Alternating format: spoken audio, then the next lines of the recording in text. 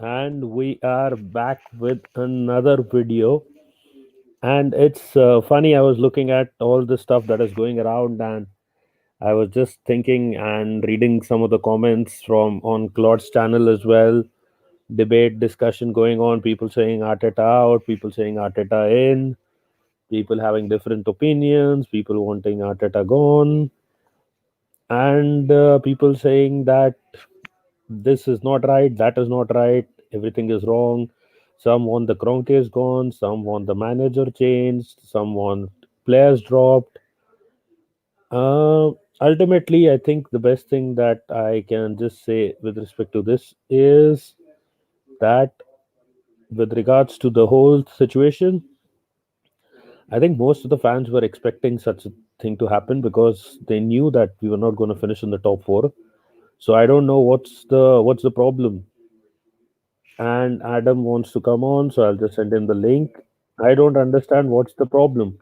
Yes, we are going to lose some games. A lot of fans did not expect that Arsenal will finish in the top four, and that is exactly what is happening now. Adam, I've sent you the link in the chat. You can just go to this link and join in. So I don't understand all of a sudden what's the problem with these guys. Yes, we are going to lose games. Yes, we are not going to be playing the most attractive football, but there will be highs, there will be lows, and exactly that is going to be the case. And Adam has to go to the toilet, hopefully off stream. That's good. And yeah, so as I was saying, so most of the people knew that we would not be finishing in the top four. But they were saying we'll finish in the fifth place, we'll finish in the seventh place, we'll finish in the eighth place. But now, all of a sudden, when they see Arteta losing a game, they lose their minds. Now, let me first go back to the problem, the root cause or the start of the problem. All these problems with respect to lack of attack, lack of ambition, lack of creativity started off with the point where Aaron Ramsey got injured 2 years ago. When he got injured, Unai Emery's downfall started. Now, it is not just about Ramsey. The problem is that he was the creative midfielder who was also scoring goals. And when he was injured, we did not have such a player who would also put in a hard shift. Sorry, and we did not have such a player, and we did not have anyone who could actually fill his shoes. And after that, we went in at the end of that season. We let him go. That is, the club let him go, and then they went and got in Danny Ceballos, who's failed to replace him, and that is why the problems just keep mounting.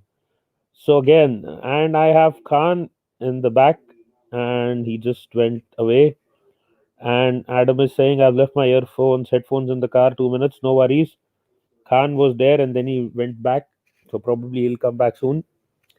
So as I was saying, hold on. Yeah, as I was saying, our problem started with the Aaron Ramsey injury. And since that point of time, we have not been able to replace Ramsey, and now we just have to wait and see. With regards to a creative midfielder, we could have signed Hasimo R, but unfortunately they went for only Thomas Partey and could not get the second deal done. I'm just adding Khan in now, and let's see what he wants to say. Hi Khan, how are you doing? Hello. Hi. I can't hear Khan. Hello. Hi. Hold on, let me see. Is it my problem?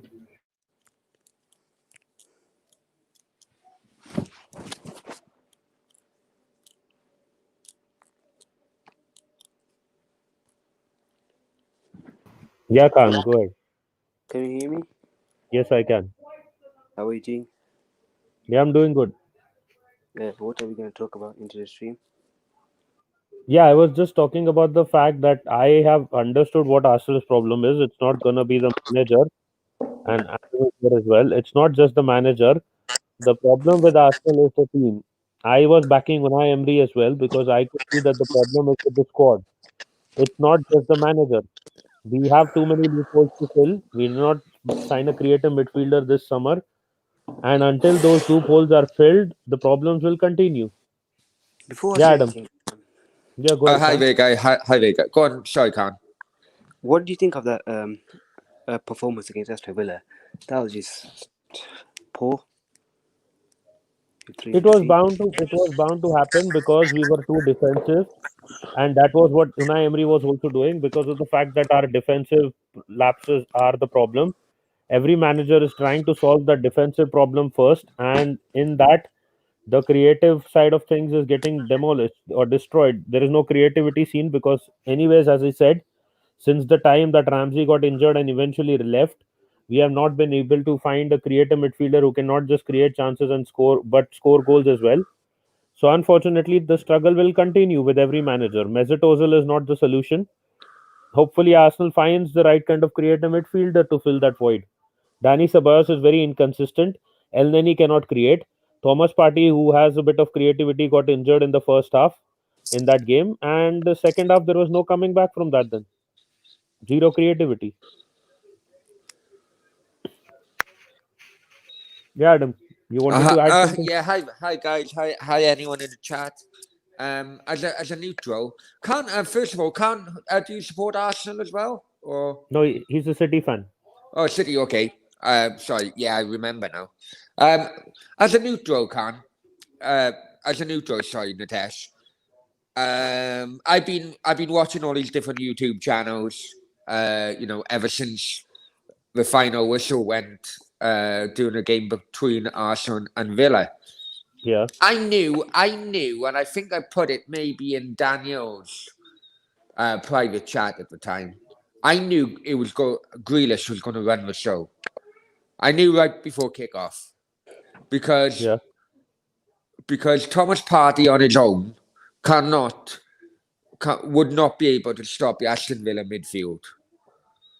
Let's be honest. Ceballos, I live in Spain. yeah, Ceballos uh, is completely overrated, absolutely overrated.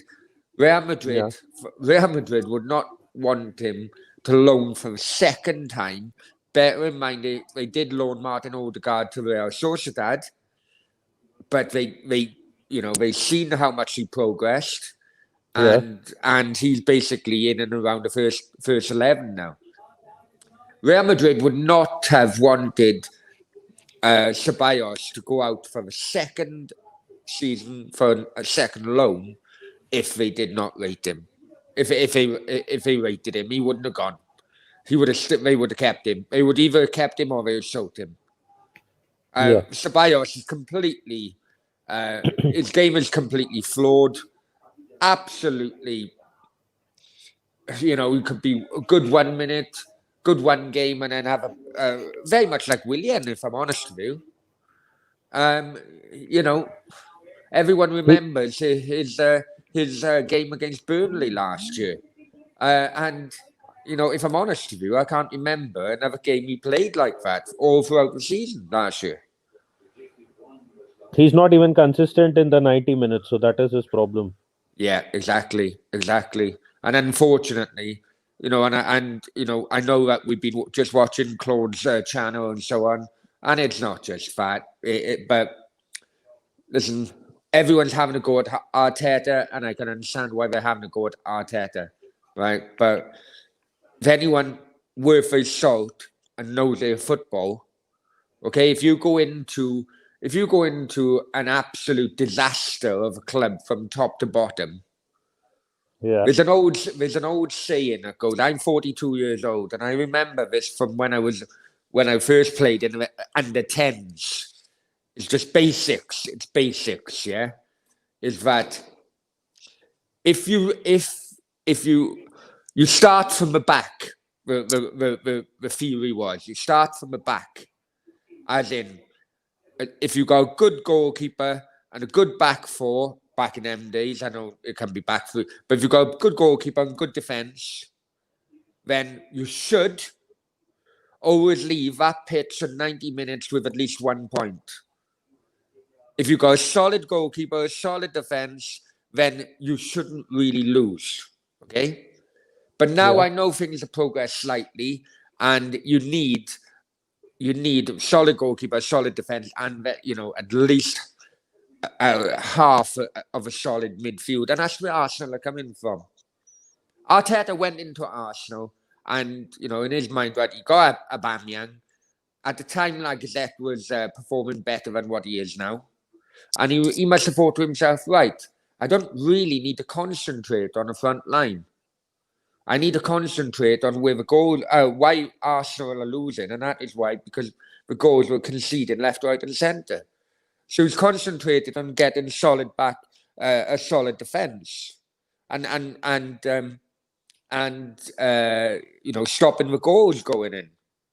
Well, in Yeah. all fairness, I think he's done that. People are on about progress. I think the wording is very, very kind of like PR. Support the progress and all that bollocks, right? I just think it's basics. It's absolute basics. You start from the back. So you start with a good defense. You then work into the midfield. He had the front line already there. It's not really his fault if the front line aren't performing anymore. Exactly. See, I said the same thing. You need to have backups there in your squad. If Yeah. if one player is not playing, the other one should perform. This is what I've been saying when the fans turned on Olivier Giroud as well.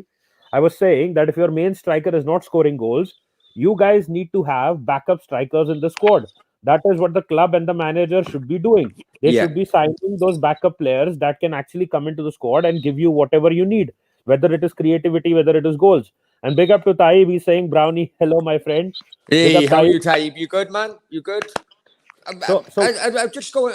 I'm trying to get a proper space from a camera here. I do apologize. But just going on, some of these YouTubers, right?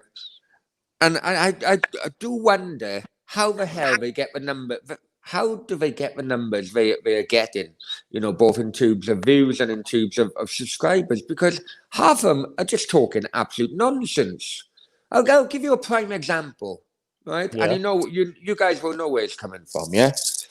Right? Prime example is Lee Gunner before a ball being kicked. Yeah.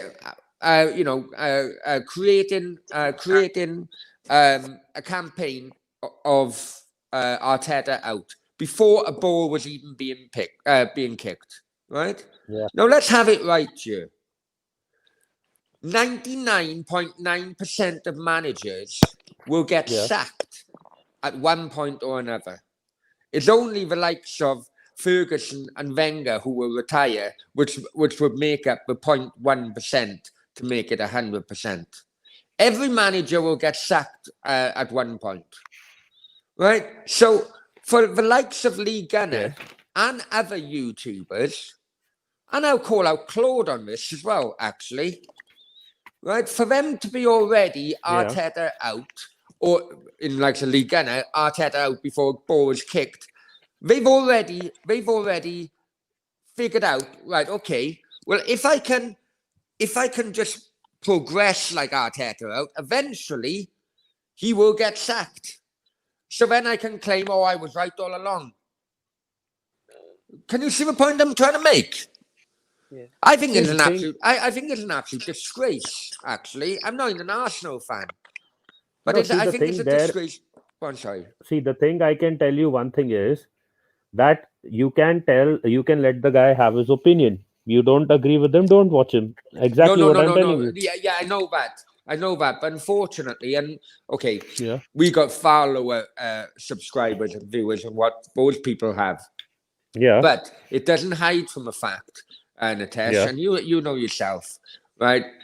It doesn't hide from the fact that people can use their positions within YouTube if they have the big numbers.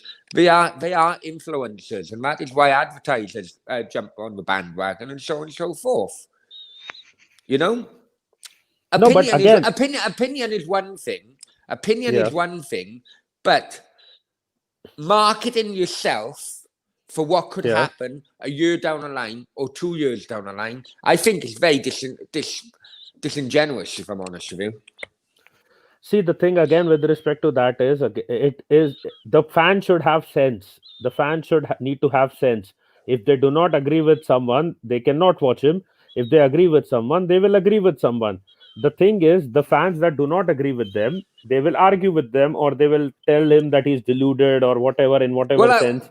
I Yeah, listen. I find that many of the people in his chats or in other people's chats yeah, seem to be within a certain age, kind of an age bracket, right?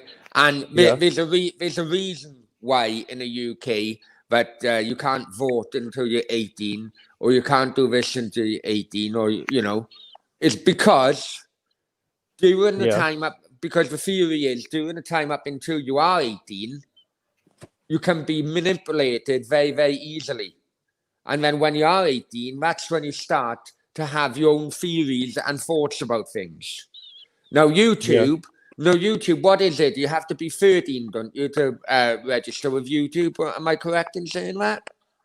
I think Khan can confirm that. Khan, what is the age? 13 or Um, 14, right? 14. I think you have to be over 13 to be registered. Right. Okay. So basically, I would be calling out that for from 13 to 18, Yeah, I would I would I would say that is by far the biggest demographic of some of these YouTubers. Because half of them have got a fucking brain, if I'm completely honest with you, and they support anything these people say, and it's absolutely disgraceful. Does any of you watch the Football Terrors? Yeah, I do. Yeah, I mean, I've been on it. I don't know if Natasha, have you been on it before? no, I don't waste my time with being on Yeah, that channel. well, to be honest, Khan, Terry done me over good and proper with his fader. But go on, carry on with your point. There was like a argument like 2 weeks ago. I think it was Liguna and Eagle. I mean, Yeah, Eagle yeah. called Liguna, and they were basically just arguing each other. Yeah, that And was that well, was that was Sonny's brainchild, mm. whatever you want to call him. I mean, Anyway, yeah, I'll be honest with you. I'll be honest with you. Natasha knows this anyway. I still got beef with Lee Gunner, right? And I would put on there, but because Terry and Lee Gunner are very friendly, yeah, um, when I was making my points, the volume of my volume went down, so that I was done over good and proper. If I'm completely honest with you. Um, completely honestly, your internet connection didn't help your case as well. Probably not, Natasha. Probably not. But he helped out. Listen, I was brand new to YouTube back then.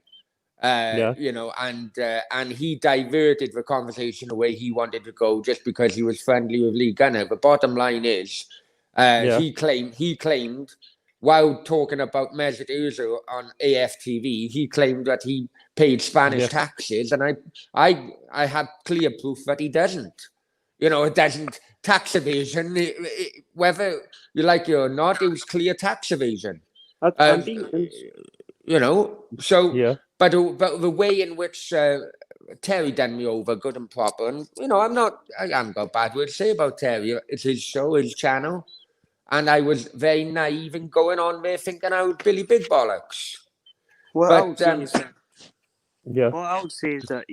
like most of these people like Liguna and all these fans. I mean, let's be honest, they're just doing it for money, aren't they? Yeah, obviously, that is the yeah, thing. hey, if I can make a few quid out of it, so can good on them. But No, but the thing the is, bottom line, I personally, and it's yeah, just where I get offended because I have, as you know, guys, I have been in football boardrooms before, yeah, like with the likes of Aaron Ramsey transfer and the Cardiff bloody shenanigans and so on with Sam Man. But those are different stories. But I have been in those type of situations before, and and mhm, I'm going to say it for a guy who used to sell double glazing windows, knocking door to door to door, yeah, for him to do complete shows on uh, what uh, what he claims goes on in Arsenal boardroom, I think is an absolute fraud. I think it's an absolute fraud. uh, You only, you know, He I doesn't don't know what mind. I don't conversations mind. go on. Hmm? He No, doesn't I know was what saying one conversations thing. go on. So, how the hell does a double glazement salesman know what goes on within boardrooms and agents and everything else? Yeah, I think it's more word of mouth coming from other people to him, and that is what he exaggerates some of the things. But again, the thing with respect to money is obviously everyone is in it for the money. No one does it without the monetary benefit. But yeah, one thing is there. I think the money can come in only for the clickbait kind of Yeah. titles. But with respect to opinions, I think their opinions are what they actually feel. So that is why they are Everyone able has to an defend it. opinion. I got no problem with opinions. Everyone has opinions. I got no problem. That's the beauty of this world. No, if people are the Here same comes and they another thought the one. same, ah. My Wi-Fi is as shitty as Adam shit on City Street. Big up Miss Melina. No, Yeah, hi Miss no, Molina, but you what I was good? trying to say is that their opinions are theirs, but the thing is they will market it in a way that it gets maximum attention. Now, Oh, with the respect to the football, the football Terry terrace, from. Oh, he is yeah, the clickbait king. I've told him on numerous number of yeah, times. Terry is a clickbait king. You know, the amount of times Sancho and yeah. hey, I have done it a little, but I wasn't comfortable in doing it, Natesh. You know, you were pulled me up. You They were pulled. banned I you. knew. They banned you. They banned you from Facebook for that Hitler video. I knew you were going to pull me up on something. I knew it. You know, but I See, that is still the thing. listen. Yeah. I yeah, okay, I done it. A couple of things, the Ryan Giggs thing. I was gutted. It actually wasn't her. It wasn't a photo of his girlfriend. It was going around bloody social media crazy. uh, And then someone said it's not his girlfriend, but I looked at the views and I thought, oh fuck it, I'll keep it up. I did say it may not be his girlfriend in a video, Um, uh, so yeah, I do it sometimes, but I'm really not as comfortable as other people who do it. Football terrorists. Solskjaer had been sacked 5 times from Man United. Jordan Sancho signed 13 times, and bloody Bobby Charlton is lacing his boots bloody 5 times. I don't freaking know. Do you know what I mean? See, that is the thing. That is the thing. As long as there is no confirmation, but still putting out a story, they do it. I remember I had put out a video, I think, for Hosemoar or someone was coming to Arsenal, but I always have to say that it is can happen, should happen, and Yeah. you have to say it in that sense, because you can't say has happened unless you are an agent or you are actually doing it. Oh well, Even I'm not saying fuck all. No, you were trying to push me into a corner with this one, Natasha. I can see it coming on. Thomas Uh, Party. The Thomas Party run. But yeah, see, overall, that is what I'm saying. That is why you have to use your words right. It can happen, may happen, should happen, is on the verge of happening. So, with respect to OR as well, I said the same thing, but then it did not happen. So, but I deleted that video because I think I said something that it is confirmed that it is happening, but then a few minutes later, something else came out as well. A to few be hours honest, to later. be honest, if you wanted to go back to the OR story, Yeah. it not going for him, as in officially not buying him, it just doesn't make sense. It didn't make sense to me at the time. Didn't make sense to my former colleagues in the Spanish media at the time, Yeah. because we could foresee what would happen, what would happen, and what we foresee what would happen is now happening. As in, completely taking out and attacking. Kind of, you mentioned the Aaron Ramsey. Now you guys know how close I was to Aaron Ramsey and his team at one point. Um, uh, but it didn't make sense that Arsenal wouldn't get him. I think that is why everyone was bloody thinking it was going to happen, because Partey is one thing. Partey is a great player, absolute great player. I've told you this so many times. Arsenal got an absolute baller. But he can't do everything on his own. And and Arsenal needed that Aaron Ramsey type player, which everyone thought I was going to be, but they just pulled out in the And last then minute. El Uh, Neni is rubbish, man. Like he has one good game and everyone thinks he likes him the next year or something No, like the that. problem, the thing with Elneny is he is not a creative player. He can play at the base of the midfield as a defensive midfielder. Yeah. Does not have creativity.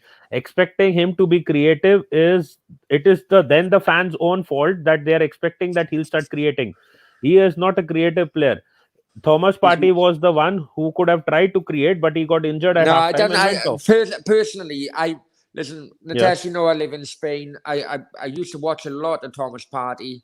When yeah, he played for Atleti, I still wouldn't put him into that creative. I would put him into an intelligent defensive midfielder. And yeah, then I think he when I say intelligent defensive midfielder, a yeah, Fernandinho type of thing is that, for example, if is a counter attack on against you, yeah. then he'll take that player out just to give away a free kick for the team, knowing that that guy, if he gets past me, we're in trouble. You know that. You know what I'm saying? Takes a free kick for a team, maybe takes a yellow card for a team. Yeah. To stop the flow of any counter attack. He used to do that quite really well with Atleti. I wouldn't put him personally. I wouldn't put him in a real creative midfielding bracket. Now, where it comes to me as a non-Arsenal fan, where it comes to me is that 5 years ago, 6 years ago, you had too many creative midfielders. You had Sanchez, you had Ozil, you had Ramsey, you had Wiltshire, and you Yeah, didn't have no defending midfielders. Now, 5, 6 years later, you've gone absolutely the other way. And remember, Arteta was in that Arsenal era as well, and he was more of a creative midfielder. So now it's just gone the other way, and it's got more exactly. defensive midfielders, and you've got And no creativity. exactly. Personally, And Ramsey was the last. I just want to add one thing. Ramsey yeah, was the last nail in that coffin. And since he got injured, the Unai Emery that was having that 22 run streak, unbeaten streak, his downfall started. And they have not been able to fill that void because Danny Ceballos is not good enough. And since then, the problems have been continuing so far. So again, the problems are going on because there is no creative midfielder. Need a creative midfielder at the club. but I also think as well, Natasha. Yeah, Now I know people are going to say about figures and so on and so forth, but it was still plenty of time for yeah, negotiation. It was still plenty of time for negotiations and so on. But I think towards the end of that Unai Emery kind of unbeaten run, yeah. if memory serves me right, I think around about the same time, the Arsenal board thought the team was better than what it actually was, and they took away the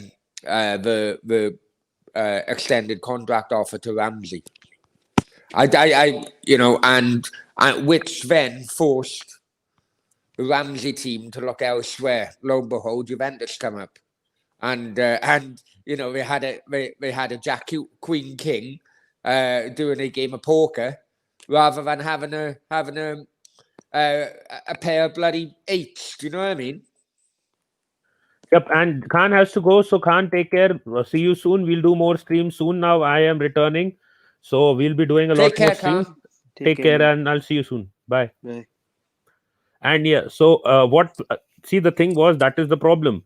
They did not understand. They had zero understanding that if you're letting go of a creative midfielder, you need to replace him as well. And if Yeah. you're not going to replace him, then at the end of it all, you can see what the situation is. And they got Danny Ceballos in. Danny Ceballos is not good enough. He's not good No, enough to no, be an no, no, Arsenal no. player. Exactly. Um, If he was good enough, to be an Arsenal player, Arsenal would have bought him rather than just taking him on loan a second time. We have just gone in for some of the cheap options, which is one is Danny Ceballos, who looked okay-ish, but as I said, he is not consistent for those 90 minutes as well. Within 90 minutes, he has mood swings, you can say, and he either plays very well or he plays very poor, and it all depends on what kind of mood he is in. But So also, that, as yeah, well, Natesh, yeah. he probably knows that he got no competition because there's no other creative midfielders really. Well, I don't totally agree with that. We have the likes of maybe like a Joe Willock who can be coming into the team soon. Yeah, I no, think Arteta is looking. but even Joe Willock, okay, I don't rate Ceballos. Yeah, I think he's a lower Premier League level, if I'm honest with you. yeah, But I think Joe Willock is a I I think Joe Willock. yeah. Okay, no, I'm thinking now what the hell to say. But I think Joe Willock would struggle to get in the top six of a championship team.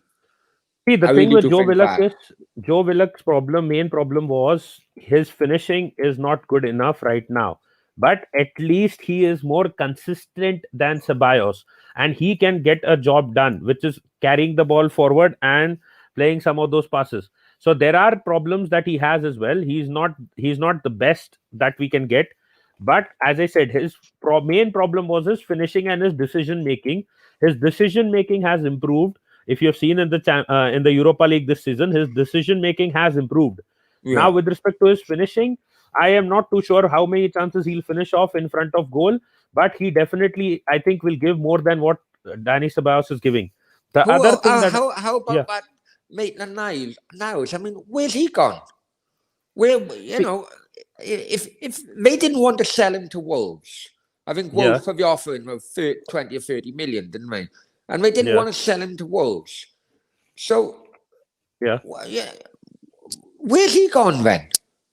It's kind of like, oh no, it kind of like he told Maitland Niles, look, yeah, we want to include you in our in our team for next season. Okay, I won't go to Wolves. And then yeah. next season comes, they're like, fucking hell, you're in a fucking 23s or somewhere. Do you know what I mean? Where's he gone? See, that is the thing that a lot of fans do not understand. Why are these players who are actually been retained, like you can say Joe Willock was not sent out on loan, William Saliba not sent out on loan, and even Maitland Niles not sent out on loan or sold.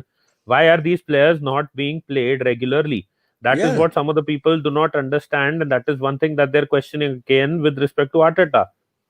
And And yeah, I've said this before.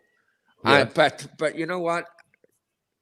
The more I think about it, the more I think I'm probably there or thereabouts. yeah, Having read players' contracts before and read the madness that goes on there.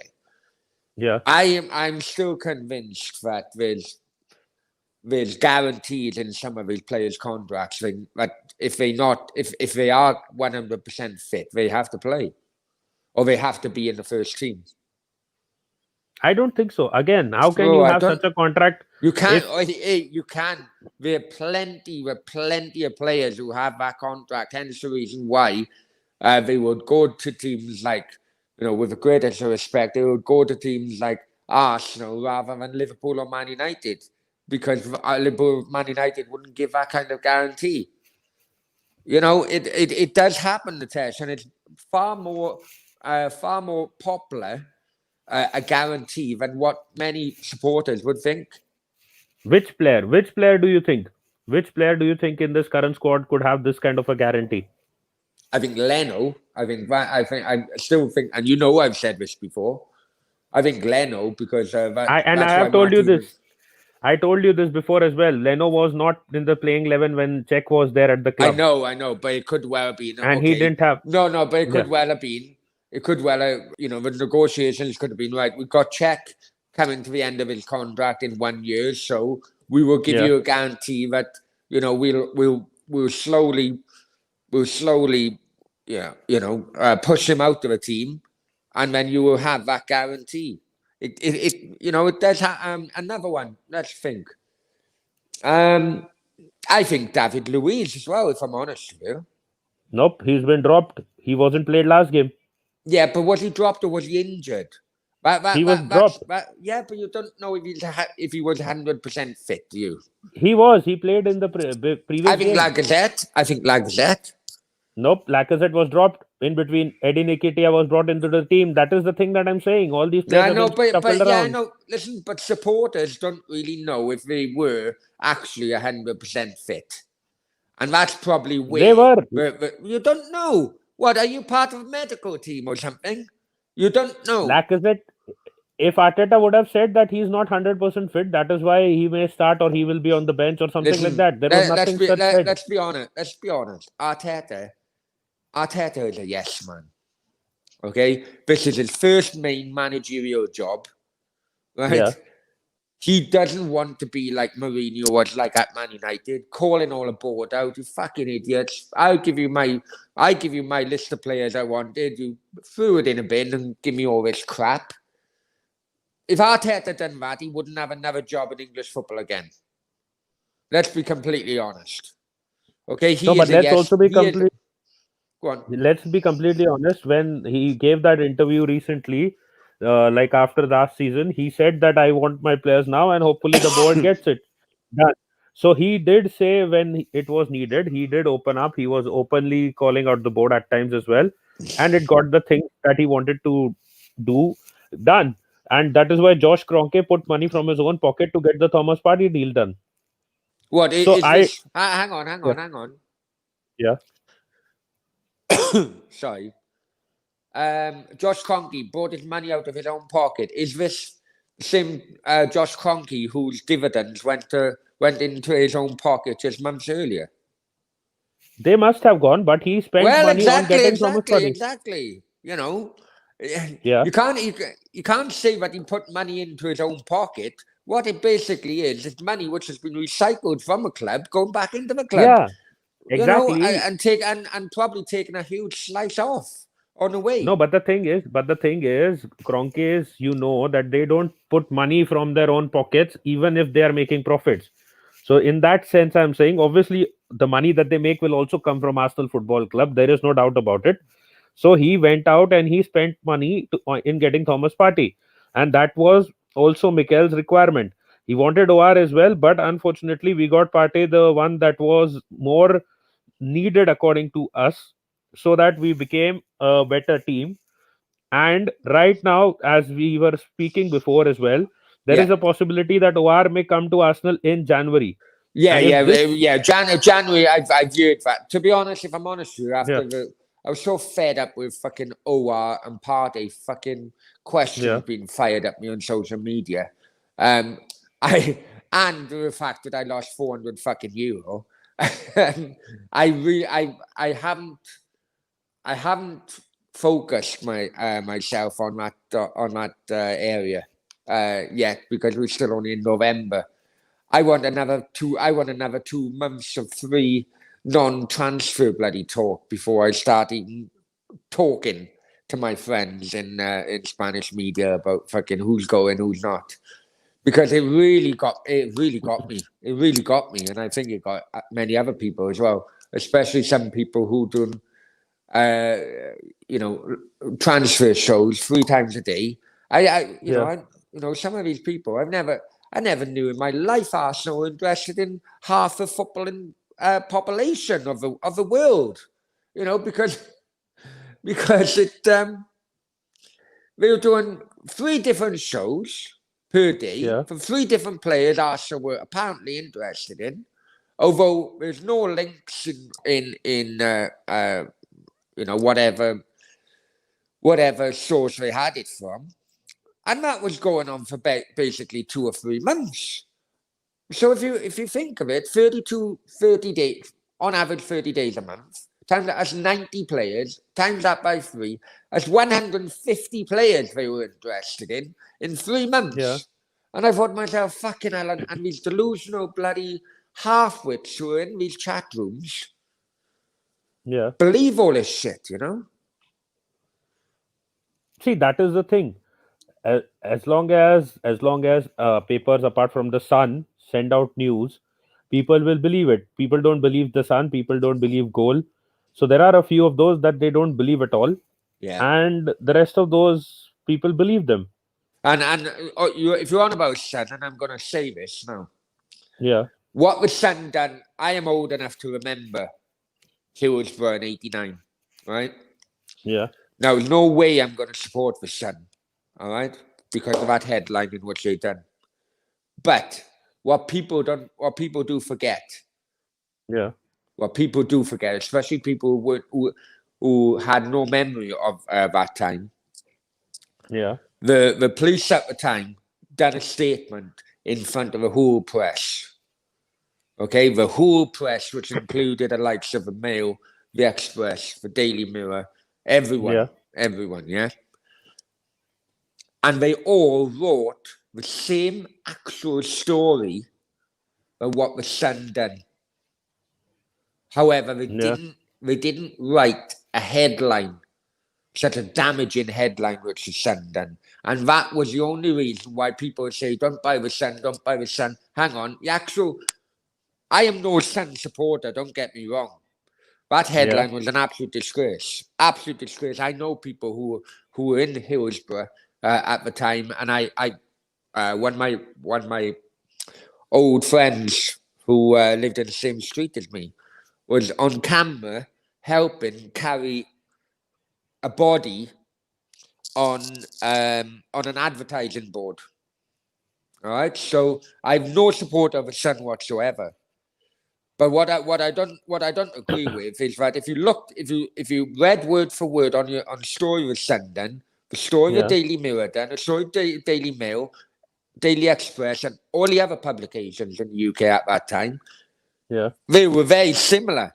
It's just they didn't do the damaging headline which the Sun done, and that is the only difference between the lot of them, if you know what I mean. While we are talking about it, can you give more details, like exactly what happened in that incident as well, for anyone who must have not heard about it in detail? Well, I was 89. 89. How old would I have been? Uh, I was just I was born. 11. I was 11. I was 11. And because Cardiff City were in the doldrums of Division 4, Division 3, Division 4, Yeah. um, my dad, I had a soft spot for Everton back then because so so in the other semi-final at the time, Everton were playing Norwich City in the other semi-final, Yeah. and Liverpool were playing Nottingham Forest at Hillsborough. Yeah. And back then, I remember going to a football with my dad, and back then, going to Cardiff or going to watch Everton a couple of. You'd only take me watch Everton once a year, but back then, I don't know if you have it in India with the Indian cricket kind of things, Natesh, but if you were porting a ground, a ground, Yeah. nowadays, you would normally be stopped probably about a street away. I'm talking the old-fashioned grounds now, which Hillsborough is. You'd probably Okay. be stopped about a street away so Okay. that you have to produce your ticket if you wanted to progress to the ground. Would you have that kind of? It's like a barrier. It's like a first barrier of stewards and so on. So you'd have to produce your ticket to the steward to progress further Yeah. down the street and into the ground. Well, back then that didn't happen, and back then hooliganism was was it rife? It probably was, but Thatcher, the prime minister at the Yeah. time, Thatcher was really putting her stamp on it. She wanted ID cards if we went to watch football matches. It was that bad. Heysel only happened a few years before, which Yeah. was the European Cup final, which was actually my first game I actually watched between Liverpool and Juventus in 1985, where where about 80 Juventus fans were killed. A wall fell Yeah. down. A wall fell down, killed them because all fans were charging each other inside the ground at the time. They were actually. Yeah. I remember there were dead bodies. If you think of a football pitch, when one team attacks another, and you have the goal, the goalkeeper. I remember there were dead bodies Yeah. just lying down around the one goal, because that was where the wall collapsed, was behind one goal, and I can't believe UEFA continued that the match will be played. And that result, which was 1-0 to Juventus, Platini scoring a penalty, that was, the players weren't absolutely focused because they knew what was going on. So that was 85. Hillsborough was 89, and Yeah. and during those years, football hooliganism was rife, but you didn't have the kind of steward like lining further down the road that they do now. So anyone who looks, Yeah. I'm sure there's CCTV cam footage on YouTube. Yeah. Basically, you back in them days, you had people who were going to games thinking they could sneak in, and it's not just Liverpool. It's everyone, even at Cardiff. Thinking they could sneak in because it. So It was easy to. it was easy to, yeah. It was easy to, yeah. Yeah. And so many people gathered outside the ground that the police liaison officer who was in charge at the ground at the time, bearing in mind he had no experience whatsoever in doing a role, told his Yeah. officers to open the security gate or open the emergency gate. So as he opened the emergency gate, Yeah. it allowed everyone to stream in, but they only Yeah. could stream into one section of the terrace. So they all streamed into one section of the terrace, which was actually behind the goal. Then after a while, that caused a crash, and it was absolutely horrific. I remember watching, thinking, Everton were in the other semi-final at the time, and they both been played at the same time, and some Yeah. of the pitches were absolutely horrific. They played about 5 minutes, and you need to look. I'm sure it's on YouTube, but the ball goes over, it goes over for a goal kick, right? It goes over for a goal kick. Goes Yeah. behind the goal, goes for a goal kick. Probably, I think around about 2.5 minutes, 3 minutes into it. And Bruce Grobbler, then, who was the Liverpool goalkeeper, goes to collect the ball. And if Yeah. you look at there's footage of him being interviewed, and he said he went to collect the ball, and he said he Yeah. was looking at it was terracing men who had people against the against the metal bars, which was the norm back then to stop people getting onto the pitch. And, but he said that he could see people dying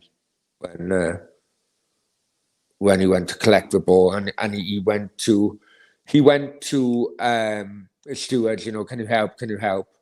And then the referee blew his whistle, come on, hurry up with your goal kick, blah, blah, blah. But then everyone knew then there was an issue, got the players off. And, other fans, they tried to save the fans of that one end. And what happened was this police commissioner knew he fucked up.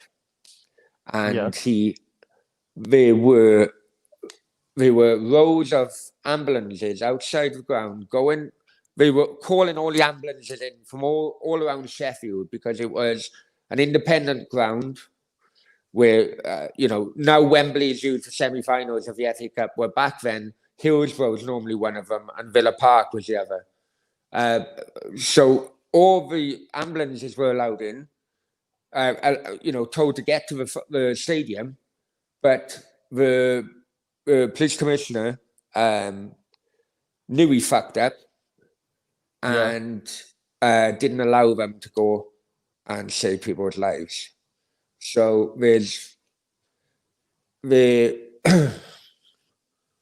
during a time in which the phone calls to the ambulances were made to the time in which we were finally allowed into the stadium and to take bodies to the mortuary and so on. We're looking around about 11 to 15 minutes, I think, maybe longer. But it is. Has it been proven? I'm not too sure because of the court cases and so on. But there's a theory that that decision killed many people But then because why go on, was John. Liverpool at the center of the blame on that? Because Liverpool had a history, I suppose, of Liverpool had a history of kind of like getting into grounds. Sorry. Liverpool had a history of kind of getting many thousands of people getting into grounds without paying back then, and whether or not that kind of like theory was 100% true or not. But what you got to think of, Liverpool back then, they were champions in Europe many times. They ruled Europe throughout the 80s many times. And they had thousands and thousands of followers. But then when you come to that, you have thousands of followers who just didn't have tickets. But that was the norm back then, Natesh. The amount of times I would have gone with my dad, we didn't have a ticket. But we'd finally find tickets outside the ground type of thing, And it was that kind of, I'd call it, in a way, I'd call it racism against people from Liverpool. Because, the theory was Liverpool people would rob you left, right, and centre, or they do anything for nothing type of thing. Do you know what I mean? That was kind of the anti-Liverpool kind of feeling. And to be honest, it still goes on now. I assume it's very much divide, a north-south divide in the UK, and it always has been. So I suppose that was it really. And then my cousin is a massive Liverpool fan, and he was the one that he's older than me. He's about 10 years older than me, and he was the one that had me watching that high show when all those Juventus fans died in '85. And I remember him saying to me, because he was disgusted at the time, and I remember him saying to me, and he always reminded me of it since, because as you know, since then I've been involved in hooliganism, but it was more of mid-90s to early 2000s for me when I got older. But he always reminded me that Liverpool would have a payback. And he never realized how the payback would happen after what happened in the high show. And he always says that Hillsborough was the payback, which is very hurtful and so on. But that was it really. No, but the wall falling was not like it was. It is obviously both parties get the blame because fans pushing from one side to the other and other side to the other side. That is the reason the wall fell. It Oh, wasn't just one. what you on about here? A high show? Yeah, High show was never made. The football ground was never made for a European Cup final. Absolutely never made. There was warnings after warnings, but you're talking 1985. yeah, And the year before in the European Cup final, which was Roma against Liverpool, which Liverpool won on penalties. I don't know if you've seen the, but there was absolute murders in and around the ground, absolute murders. And Liverpool fans battered Roma fans all over the place. So what happened? The theory was that the following year, when Juventus played Liverpool in the European Cup final, was that Juventus fans, on behalf of Roma fans, were going to get the revenge on Liverpool fans. But unfortunately, that didn't happen. And there was a little bit of history from 12 months before. Yeah. The ground was never fit to hold the European Cup final, but during that time, which ground was, I suppose, because they all were rumbling fucking wrecks. Yeah. In that, I remember when back in the days of terracing and so on, I'd go to the toilet behind one of the stands, right? And you don't have a Yeah. toilet as if you would go to a toilet now. The toilet would be just one line of bloody everyone can piss in, basically, right? And because so many people were pissing in this freaking toilet, it would overflow. And halfway through the second half, because everyone went to the toilet at halftime, halfway through the second, guaranteed you'd have piss running down the steps of a stand. That's how just that's how it used to be back in those days. You had to bring up something related to the I toilet, know, didn't I you? know, but you know what? But that was how it was back in those days, and it's so hard to try and compare nowadays to what it was like back then. It really is hard. But one thing in which you cannot compare is the fact that you do not put an inexperienced police officer in front of an FA Cup semi-final, who for one incredible reason just said to open the emergency gates, which allowed uh, uh, thousands into the ground, which was already sold out, by the way, but into one section because everything was like everything was Yeah. blocked off. So if the moment the emergency doors opened, everyone had to go into one section. It was a horrendous experience, even for me as an 11-year-old, to just be watching it on TV. Because I will never forget. I'm 42 years Yep. old. I'll never forget it. I can understand what you're saying, but let's leave all those controversies behind now for some time and focus on the topic that we have in hand. And big up Yeah, to Miss Melina as well. And what I yeah, was saying is, with respect to the things that I was talking about, we were talking about Arsenal and Arteta and the yeah. problems. Let's go on about our Sunday problems. I'd rather very Yeah. focus on that. Or even Yeah. better, Cardiff City and A problems. I don't think too many people care about Cardiff City and their No, no, problems. I don't fucking care these days, but never mind. Yeah. So what I was trying to say is, with respect to Arsenal, I don't think Arteta is the main problem. The No, I problem is agree. this I team. agree. I agree. The problem is the team, and if they are not able to resolve the issue, then they will not be able to solve any problem. Whether they sack 10 managers, whether they sack 15 managers, or whether they sack the entire board as well, as long as they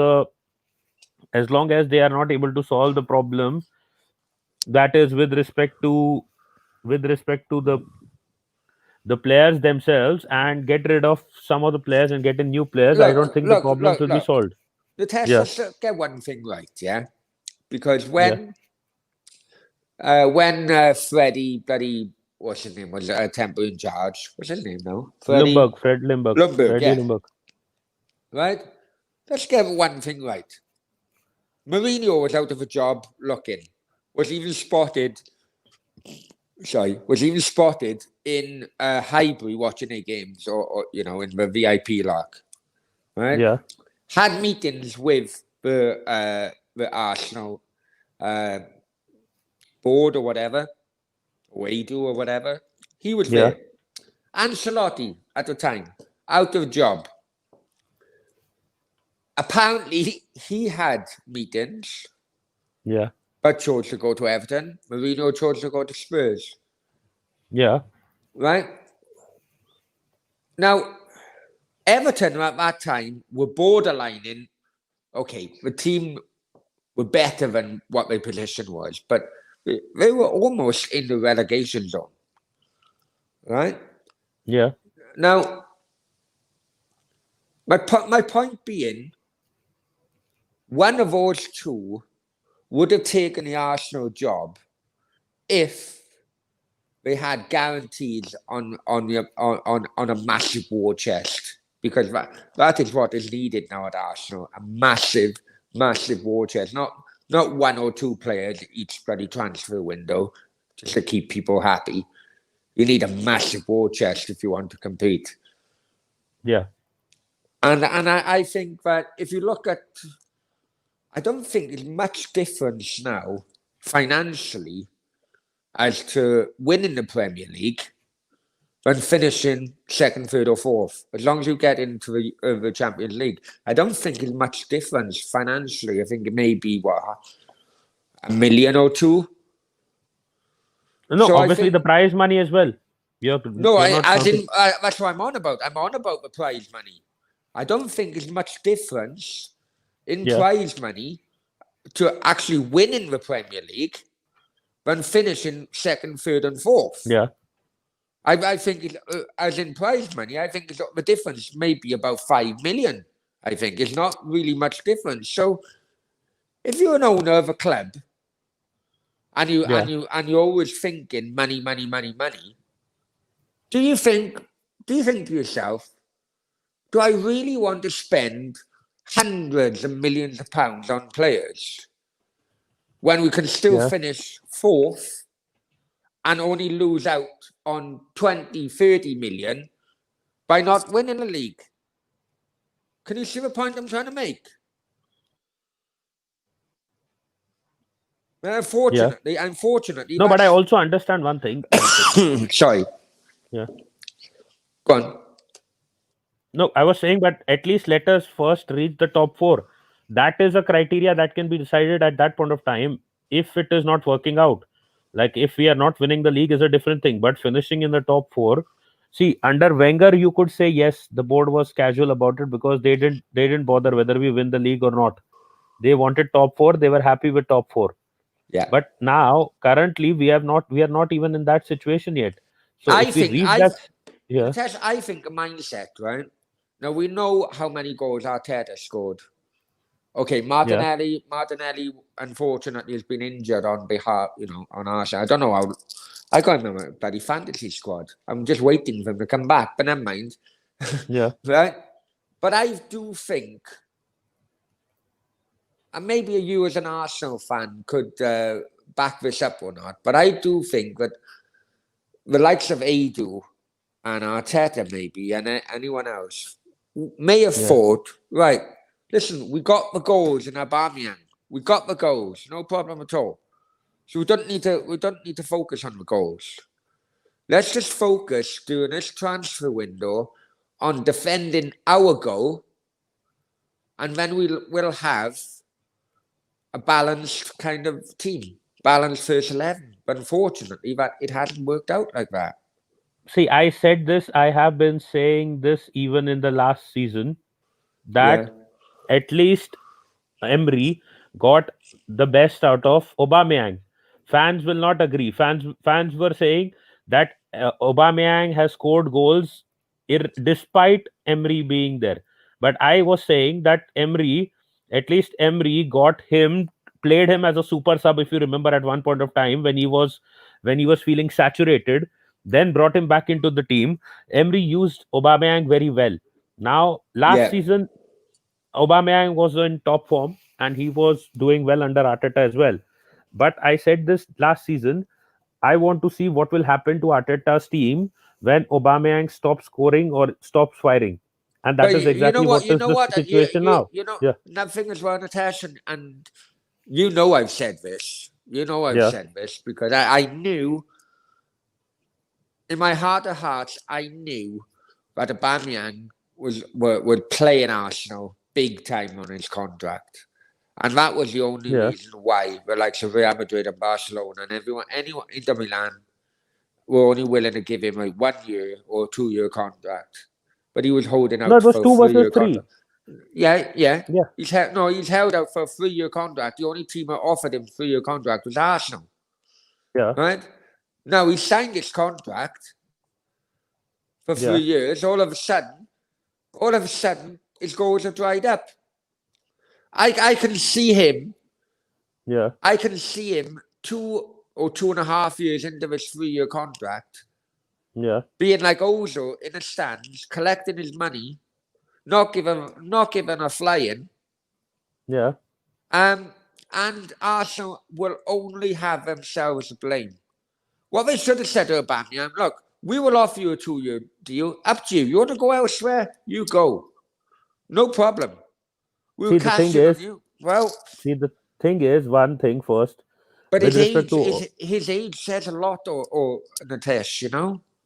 no, see, two things. First of all, Ozil was given a fire deal, if I'm not wrong. So that was another problem. The other thing with Ozil was he was already on the decline when he was given that deal. It was Sanchez was the better player. It was clear Yeah, at that point of time. it was because both Yeah, of them were contracts were running out, and Arsenal yeah, panicked. yeah. It was a panic thing. But with respect to Aubameyang, it wasn't really a panic thing because the guy was in form. Now, with respect to one more thing, there are many who will say that he's not been played in his preferred position. He's not getting it centrally, the I passes think that's and nonsense. opportunities to create. I think that's nonsense because when he scored all Even them goals for I Dortmund, don't, I he was don't playing agree in the with it same. because He he was was playing. scoring. Yeah, Yeah, I agree. I agree on that. forget Dortmund. Forget Dortmund. Even last season, he was scoring all those goals in the same position. Yeah, So even I don't agree with that logic. But the thing is, another thing. The other thing is that see, even if we have given him a 3-year deal, this is the season where we find out that whether he is able to deliver or not. If he's able to deliver, obviously he'll be continuing. If he's not able to deliver, then we have to wait for a couple of years and play him according to when he's scoring goals and in good form. When he's not, he can be dropped. The only problem that I have with Arteta with respect to Aubameyang is that Arteta should not be behaving like the guy is untouchable. If he is not in form, he's not scoring goals, give him a break, drop him to the bench at a few times, use him as a super sub.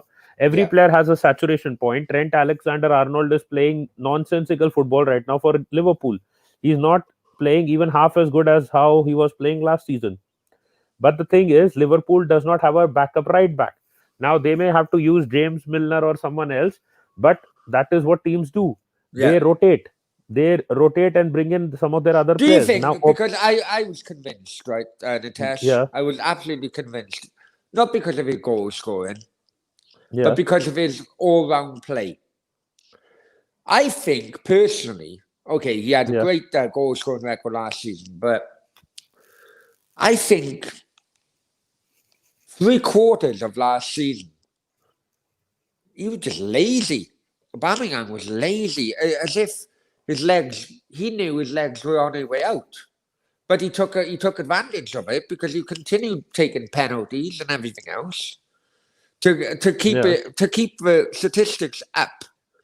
But I think I off the ball, I think I would never ever say, and I said it on the with you a number of times. I would never ever given him such a massive contract because I think his performances as a whole last year just weren't up to it.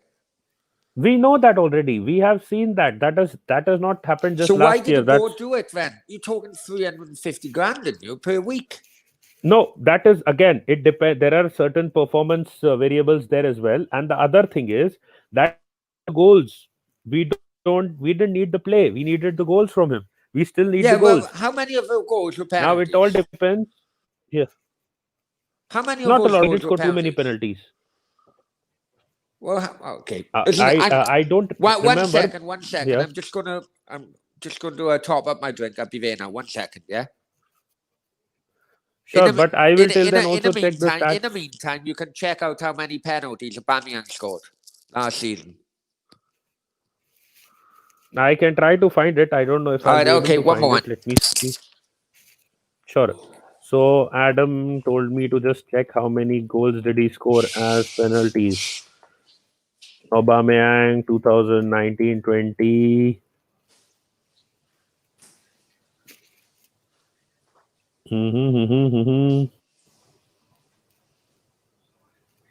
Where are the stats? I'm trying to look for Aubameyang stats. If any one of you knows how many penalties Aubameyang scored last season? Do tell me. Do let me know.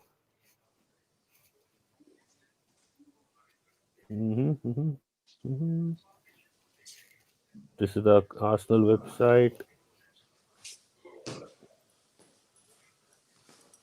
Pierre-Emerick Aubameyang. Okay, mate. Yeah, I'm just trying to go through the stats. Which game is this?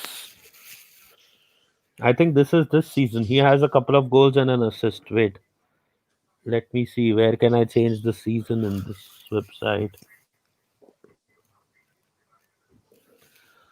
Hmm. Are we on lockdown over here now? Starting tonight, Natesh. Yep, the relapse.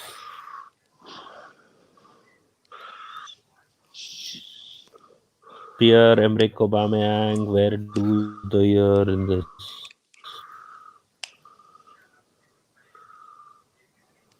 Hmm. I am not able to find. Wait.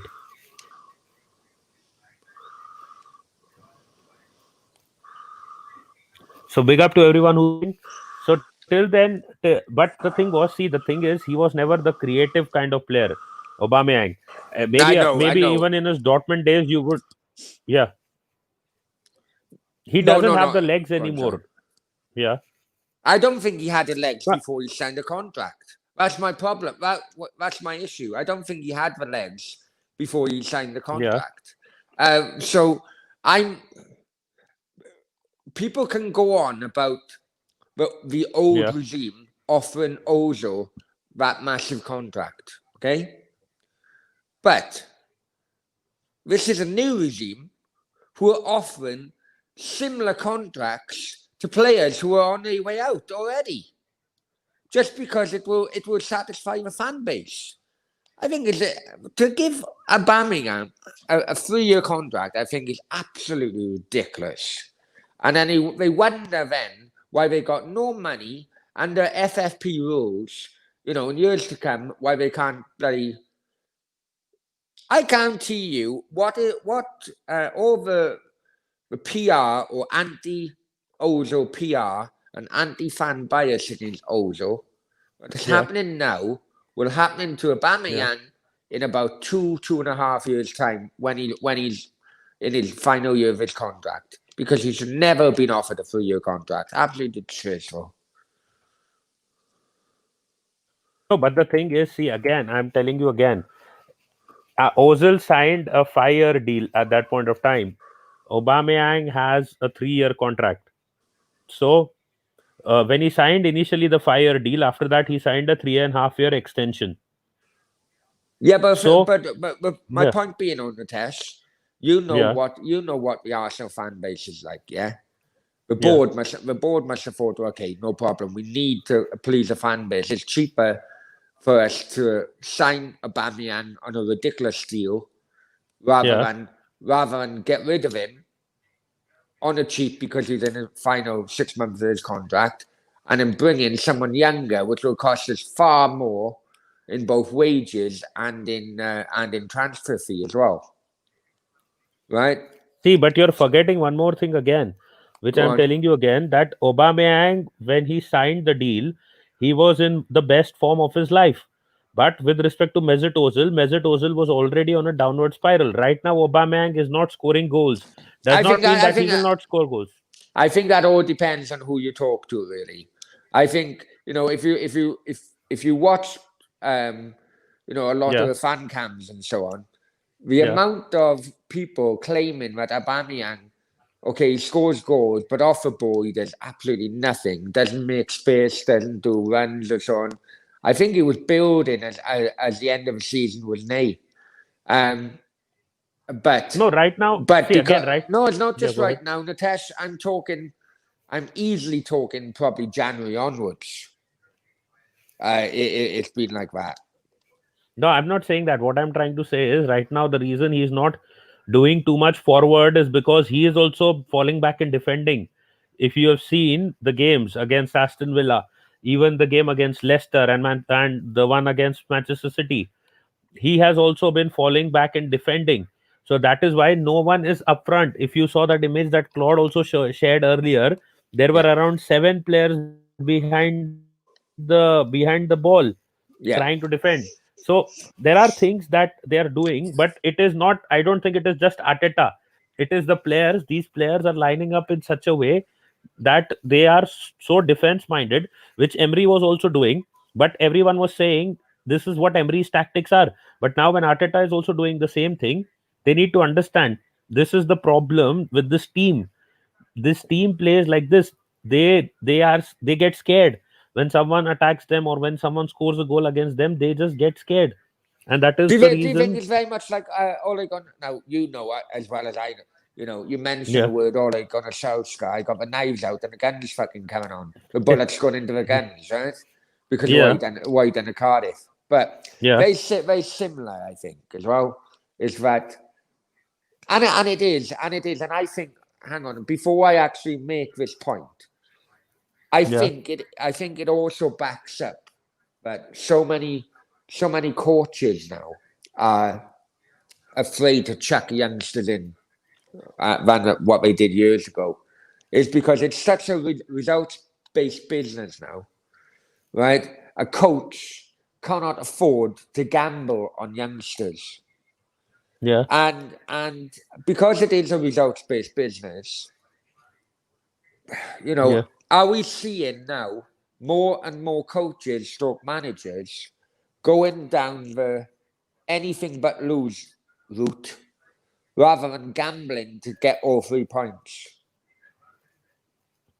See, again, I think the message at Arsenal currently is don't lose the game. It's Yeah, not win the game, it's don't lose the game. yeah, And that is what the fan pressure and the nature of the fans on social media and all these things, that is what it is pushing managers to do. yeah. Don't lose the game. So that is why there is so much problem. There are so many problems. I mean, years ago, Yeah, back in the 80s, 90s, maybe 70s as well. Um, yeah, the UK League, or what was the old First Division, they yeah, changed it from 2 points for a win to 3 points for a win, in hoping yeah, that they wouldn't have so many draws. yeah, Right? The Italian League and La Liga only changed that. I'd say what we're in 2020 now. yeah, Say 15 years ago, maybe. yeah, Right, where they were still doing 2 points for a win, and as a result, you had that mentality yeah, of as long as you don't win, as long as you don't lose, you know you only lost 1 point from going all out and winning. So yeah, keep it tight, keep it tight, keep it tight. You know, 1 point is better than zero, but we only lose 1 point. It's 2 points for a win. Now, yeah, would that be the case of? And I don't like saying it, but managers from non-UK managers. The UK, the first division changed it to 3 points for a win. I reckon in about late 60s, early 70s, right? yeah, As a guess.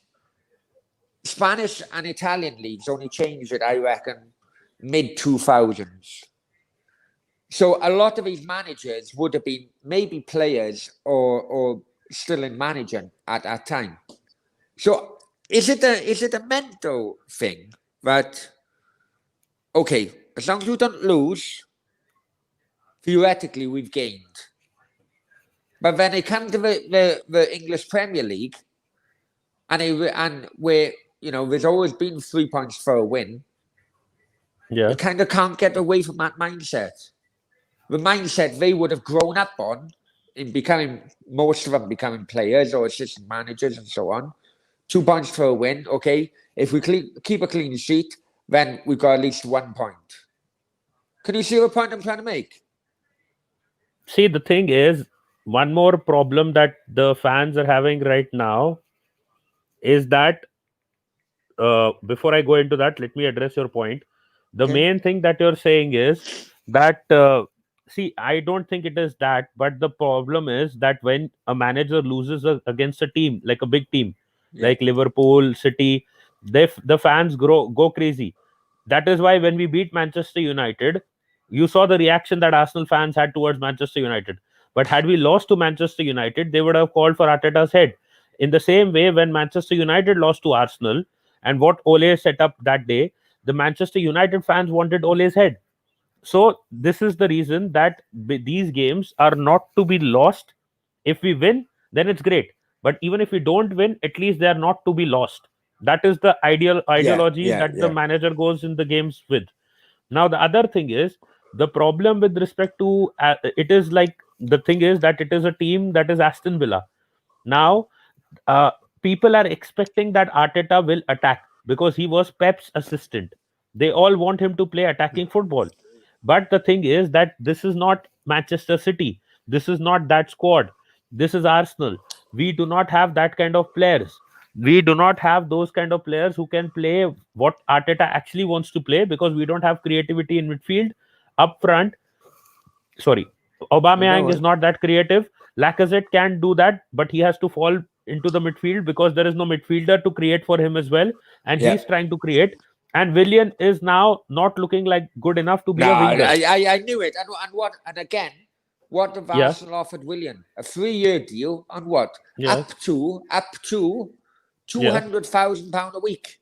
No, 100K. He took a pay cut. It's 100K.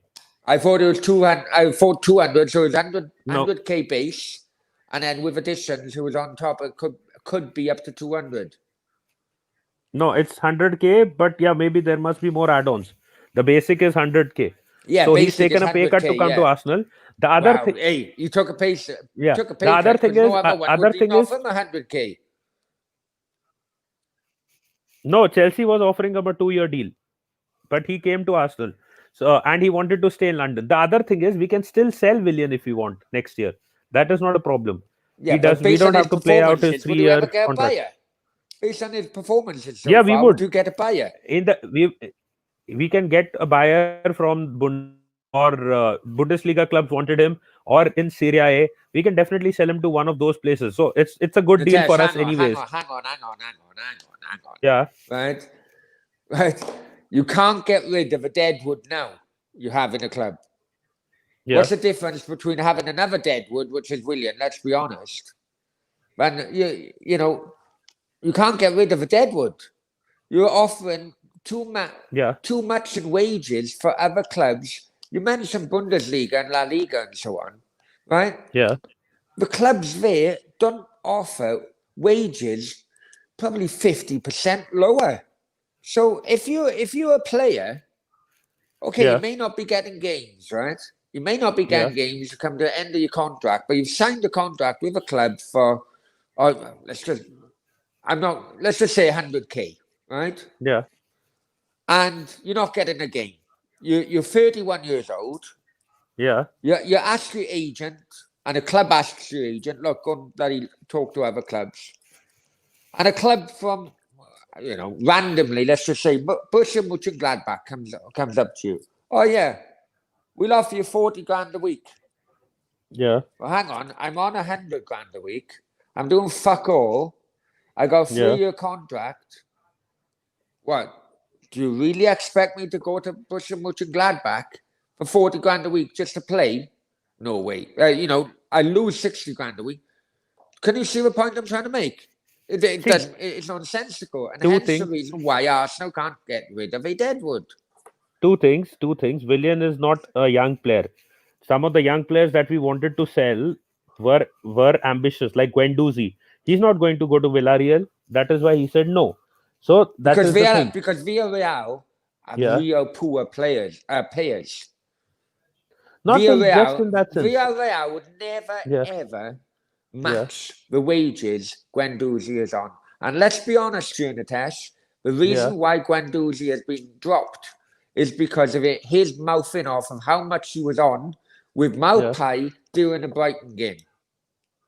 No, but what I'm trying to say is, he would have gone to Villarreal because he would have been getting the first team No, playing. no, no, no. This is a Yes. mentality. This is a Nope. mentality. In my opinion, Yeah, Natesh, this yeah. is a player whose mentality is money, money, money, money, money. Otherwise, he would not have been going like that against Maupai in that game against Brighton. No, that right? is, see, that those things you say to piss other people off. That was the point Nah, of that nah, nah, comment. nah. Nah, I don't It, agree it, with it, that. it's also a thing of how your Yeah, mentality is, and we all know that Guendouzi's mentality is rumored and reported yeah. not to be the best. No, he will be going. He will, if Arteta doesn't play him for next season as well, he will be going. I'll tell you why. Because he was recently picked for the French national side, and he will only be able to retain a position there if he's playing regularly. Whether I it is, reckon, I yeah, reckon, I reckon we played like Guendouzi, Ozo maybe as well. Uh, I reckon these players are thinking to themselves, right, no problem. We'll yeah. sit on the sideline. Don't give a fuck because we're going to last longer than you are, Teta. So, I think that's a mentality. With respect to Guendouzi, I can say that yes, maybe that is the thing. That is why he has gone on loan, and he'll come back and still be here, and maybe Arteta will be gone next Yeah. season. But with respect to Ozil, no, Ozil is going to go at the end of the season. The club doesn't want like him. The club doesn't want him. That is clear. So they are not going to offer him an extension, whether Arteta stays or not. And we are about to get rid of around 1 million uh, weekly wages of around 1 million at the end of the season. Yeah, yeah, Kolasinac yeah, will yeah. be gone, Mustafi will be gone, Ozil will be gone, and who is the other one? I think Torreira will be gone. So all these players will be gone, and there are maybe a few more. So the combined wages that we are getting rid of at the end of the season is around 1 million per week. Is the Torreira agreement with Yeah. Atleti, is No, there is that no an option to offer buy. after? No No, option, there is is it no no? option to buy. No So option to buy. what you think with Torreira? What, as a fan, what you think of Torreira? If he wants to go, we let him go. He's not good enough for the Premier League, according to me. He's not physical enough. He can do a thing or two, but he's not physical enough. Now, unless they, Or yeah, as a non-Arsenal fan here, looking from the outside, yeah, obviously, was yeah. he just not played in his right position? He was in the first season. Second season, a lot of people have seen complained about this, but those fans have no understanding of football. The reason why Torreira was played out of his position by Unai Emery was one, he did not have a creative midfielder because Ramsey was let go of by the club. Yeah, Second, Danny Ceballos was injured. Now, when my creative midfielder, the only player that I have, is injured, because Ozil, I'm not even counting Ozil. Eventually, he was forced to use Ozil because Torreira also could not do that job. yeah, But he had two options. One, play another player who can try to play as a creative player, which was Torreira, yeah. who did have show some creative attributes in the last season as well, in his first season when Mm-hmm. he was playing well against Spurs. If you remember, he scored a goal. He scored a goal against one or two more teams. So Yeah, at that point of time, Torreira was the one who was showing a bit of creative talent as well as a midfielder. So when Danny Ceballos is injured, Guendouzi cannot play those through passes. Guendouzi can carry the ball. So he tried to play Torreira in that role. Now ultimately that did not work out, which is not which is not totally Emery's fault, because it was the club who has let Aaron Ramsey go. He has tried to play Torreira in a position, obviously, which is not his favored position, but he does not have any options. When the club tells him that you don't play Mesut Ozil, they let go of Aaron Ramsey. When they know that they do not buy another player, when Danny Ceballos is injured, they do not get another backup player in January. So at the end, he has to try something different, which is what he tried, was playing Torreira in that position, and it did not work out. It was an experiment that he was forced into, and at the end, if it does not work out, you don't blame the manager. You see where the problem was. The problem was when Ramsey was let go of, they did not get in a proper replacement. They What did not. how Yeah. sorry, is there like a loan fee for that Ceballos? Is there like a what fee? A loan fee. Yeah, there is. There is.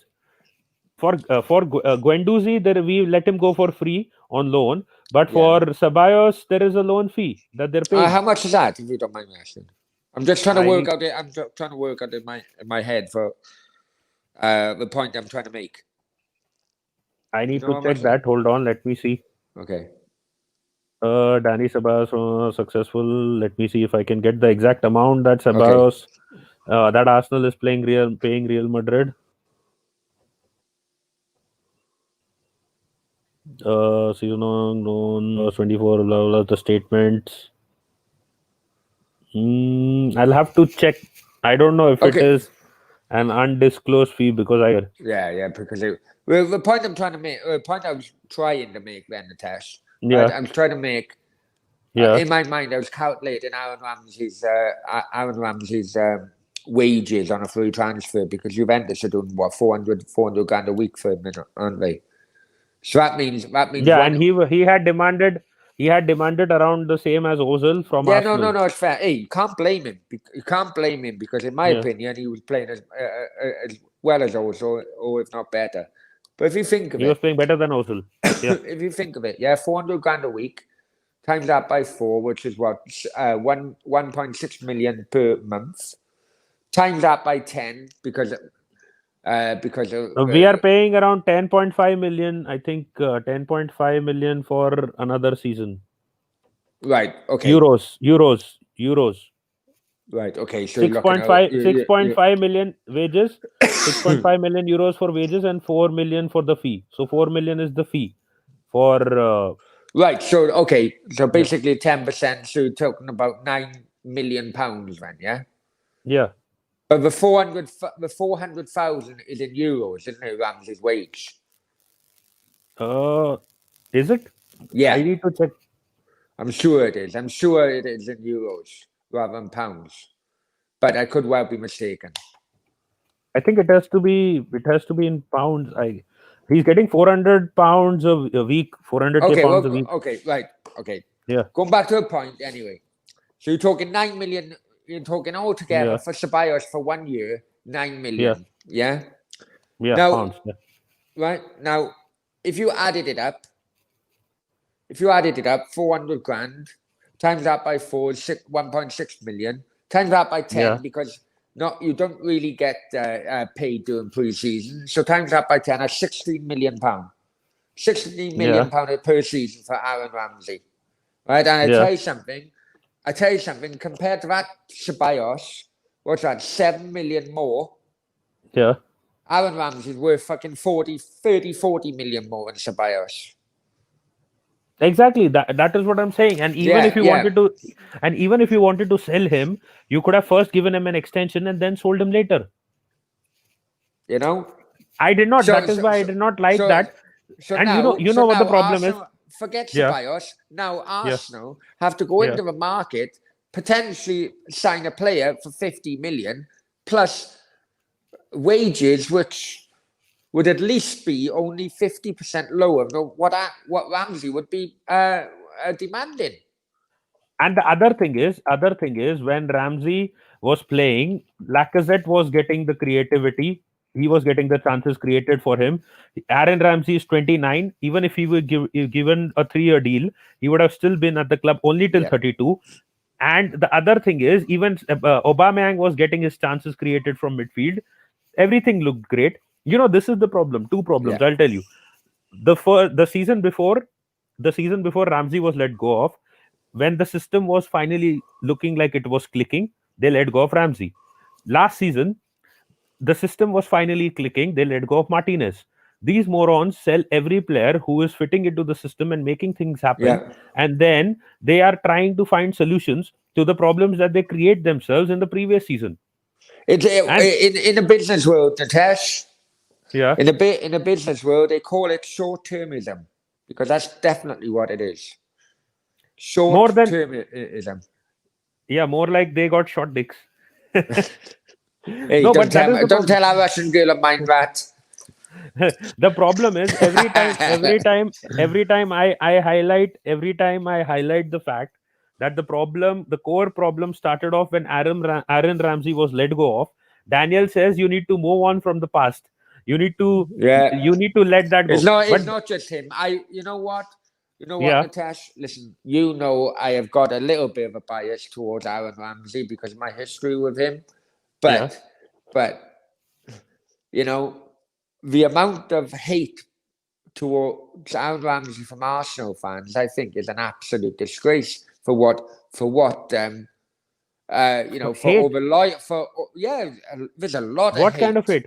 Oh, there's a There lot of is no hate hate. from Arsenal YouTubers against Aaron Ramsey. Absolute loads. You just need to. I don't see any hate because Yeah, the yeah. club Well, I withdrew tell the you what. contract. Well, I tell you what. I tell you what. Yeah, Go for Guna Chig or Chig Guna, whatever you call it. Lee yeah, Gunner, all the others. I'm telling you, there's a lot of anti Aaron Ramsey hate from Arsenal fans, and I think it's an absolute disgrace. This is a guy who turned down Barcelona before he got injured by Shawcross. Turned yeah. down Barcelona. The opportunity to be in Pep's Barcelona team to stay with Arsenal. We all know why he Unfortunately, did that as well, but we all know because he wouldn't but play the in Barca. opportunity was there, He bro. wouldn't play at Barca. We saw what happened to The Fabregas. opportunity was there, Natesh. The No, but we know opportunity he was would still never there. play. We know he would never play in the first team. Even Fabregas knew that. He tried to fight against it, but failed. And eventually, then he came back. He wanted to come back to Arsenal. That was another mistake that Arsene Wenger made. He should have taken. But the point I'm trying Yeah, to make, yeah, Barcelona offered far more yeah. wages than what Arsenal were paying him at the time. Yeah. No, but No, you no, need to hang remember on, one thing. hang on. Let Yeah, me make my full point. But yeah, these fucking Arsenal YouTubers, right? yeah. Because he went to Juventus now on 400 grand. Oh, he's a bloody he's in it for the money. Well, hang on. If he was in it for the money, he would have gone to Barcelona at the time. No, Can you but the see? thing was, one thing that can be accepted there is that he should have asked for a realistic increment and not directly, I think, from 180k to 350k, which was unrealistic. That is the problem. That is the But point. That that, is why they say, yeah. but that's the problem when you allow your players to run into the final year of their contract. No, but again, I am saying, see, when he knew himself that at Juventus he may or may not have a future, he should have. And the other problem is Aaron Ramsey is injury prone. He knows it himself. Despite being injury prone, the club was paying him a decent wage. If the player demands from 180k to 250k, the club will pay it. He was demanding something similar to Ozil. So that was also his fault Well, because he can't you knew. blame him more on the test? Can't you Yes, you blame? can. Right, okay, right. When a player is injury prone, he misses almost half the season due to injury. He should know that. Now either he should have his representative should have gotten him a performance based contract. If you're getting in something like that, Ah, the then test. Come on. As a human being, yeah. As a yeah, human being, right? yeah, It's two things I'm gonna say to you. The first yeah, point I'm gonna make: yeah, if you were working in a factory, or if you were working, I don't know,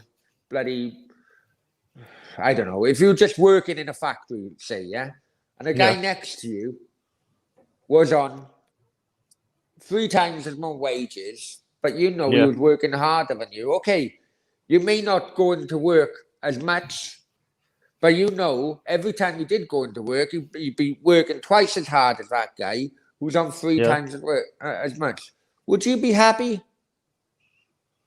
See, the thing is, that is what I'm trying to tell you. And I- also as well, hang on, my Yeah, second point as well, right? yeah, My second point as well, Juventus knew about his injury record at the time, yeah. right? But because he was a free transfer, they offered him crazy wages. And now they are You struggling. can't blame, but you can't Now they're blame him. struggling. Okay, but you can't blame him for Yeah. taking that opportunity, taking that contract which was on the table. Arsenal fans I am can't not blame him blaming for him for that. that.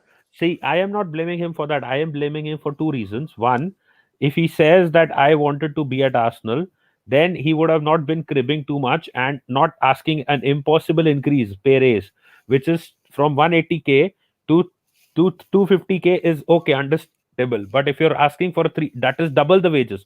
It's not going to happen. You need to understand one thing. Mesut Ozil, when his wages went from 350k, he was around, I think, 220 or 250k a week. It is gone from that to 350k. It's not gone from 180k to direct 360k or 350k, which is double the wages. So if you are asking for a realistic increment in any job, it will be given. But it was an impossible ask that he was asking for. Now the thing is, Juventus signed him, but what is the point? The point is he's not going to be played there regularly. Even if he's played there regularly, he misses half the season. They were trying to get rid of him after just one season, and I know, he, but hang on, it was a different yeah, manager then, wasn't it? It was a different manager then. yes, I'm not denying that. But now, if by chance Aaron Ramsey gets injured and he misses the Euros or if he's playing for Wales, and if he's getting dropped and is not a regular in the first team. So that is another problem, because he wants to be playing regular football. The third thing is that he has changed his country. He has left England after so long and has to move to another country. Now that is also should be considered. If he's fine with that, if he's able to settle there, that is a different thing. But again, instead of doing all this hassle, he could have had agreed terms. But the thing is, these agents want to make more money, so I they know, tell the player. but So they also, tell the player, hold on, let me finish. okay, So they okay. tell the player, that you are getting this much extra money, whereas most of the additional or a great good sum of money is made by these agents. And so they will tell a player that yes, you will also get an extra maybe 100k odd k. Even if you're not playing, you will at least make 100 to 150k extra. But the thing is, the real thing is that these agents want to make their millions, so they will tell a player to leave this club and go to this club. And in that case, that is why the player also gets some kind of greed, even though his career may go downhill. So Aaron Ramsey took that call, and for that extra money. But it is mainly the agent's influence as well. One more thing, now you see what is going on with Ozil. Why does Ozil not want to leave Arsenal? Because if he leaves Arsenal, his social media influencer career, his you can say, from where he's getting the money, the sponsors, his agent is making a hell lot of money from Arsenal Oh as well. yeah, but So that's why Ronaldo won't come out. everything, Ronaldo yeah, won't come out. It's because social media. Ronaldo won't come out. He's gay. Everyone in Spain knows the guy is gay. yeah, But in the certain parts of the world, which is social media is massive. We don't yeah. accept gay people. The guy takes cock up his ass. I don't get right. But anyway, right. I am But not going to get into that. I know, but Yeah, right regarding our Aaron Ramsey, yeah, he's 29 years old, right? yeah, This contract and Aubameyang with being 30 is yeah, at this age area in which potentially it could be your final big contract. Right? Footballers' careers are very short. They're dead by the time they're 33 to 35 on yeah, normally, right? yeah, And they have to look after their families and so on, for decades to come. yeah. So when they are 30, 29, 30, 31 maybe, I do not blame them one bit for going for the biggest contract, because potentially that could be the last contract of a footballing career and they need to look after their family for the rest of their lives, really. I am not arguing with you on that point. That with respect to the Ramsey situation, if he knew that he was going to be regularly featured in the Juventus team, he has taken a huge risk by going to a club that may or may not play him regularly. Now, the other side of the coin is he would have been Arsenal captain for at least 3 years now, from starting season to end. He is already Arsenal's captain on occasions. So he would have been regularly featured as Arsenal's captain. It was very stupid of him to leave and not to be named the captain of the club. He would have made a lot more money from social media and other ways staying at Arsenal, because at Juventus the media attention is not as much as the attention is at Arsenal. That is one of the reasons why Mesut Ozil, whether portrayed in a good or a bad way, wants to be around Arsenal and didn't want to take the deal or the jump to Saudi Arabia when he was being offered a deal from them, But if a club okay, from Saudi if Arabia or if you're at Turkey. Arsenal, if you're at Media Arsenal, and yeah, sorry, mate, sorry, I do apologise. If you're at Arsenal, and let's be honest, yeah, Ramsey knew Arsenal was on a downfall. You were never going to get into the Champions League for a long time, a few years at least, right? And all of a sudden, let's just say potential Champions League winners come looking at you yeah, and offering you a contract. in your last potential big contract of your career, you would be absolutely mad Yeah, not to turn it down. You've done all you can with Arsenal for, well, ever since they stole him off at Cardiff, but that's another thing. So best part of what, 9 years, 10 years. You've yeah, done all you can. And all of a sudden you come to the potential last big contract of your yeah. footballing career, and and a challenger for the Champions League comes chasing you. You would go for it as a human being, as a football fan. Anyone would take that chance.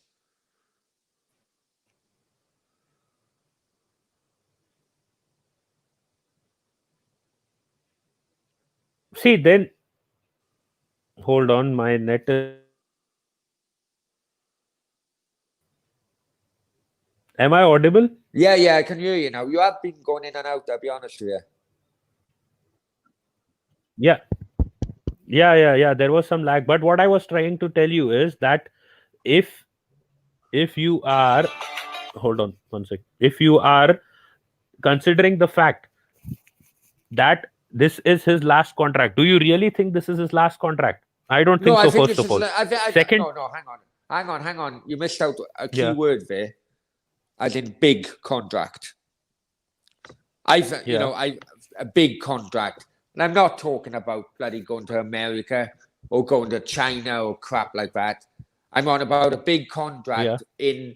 in one of the best leagues in the world. And I'm sorry, Ramsey knew that Arsenal were on a downfall. All the players at Arsenal knew that they were on a downfall. Let's be completely honest, right? There were rumours coming out, that Koscielny was crying and all that bollocks at the time. They all knew they were on a downfall. Now, 29, what?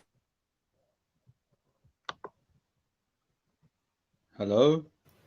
I think Adam dropped out there. Yep, Jake, go ahead. Yeah, I'm good. I'm good.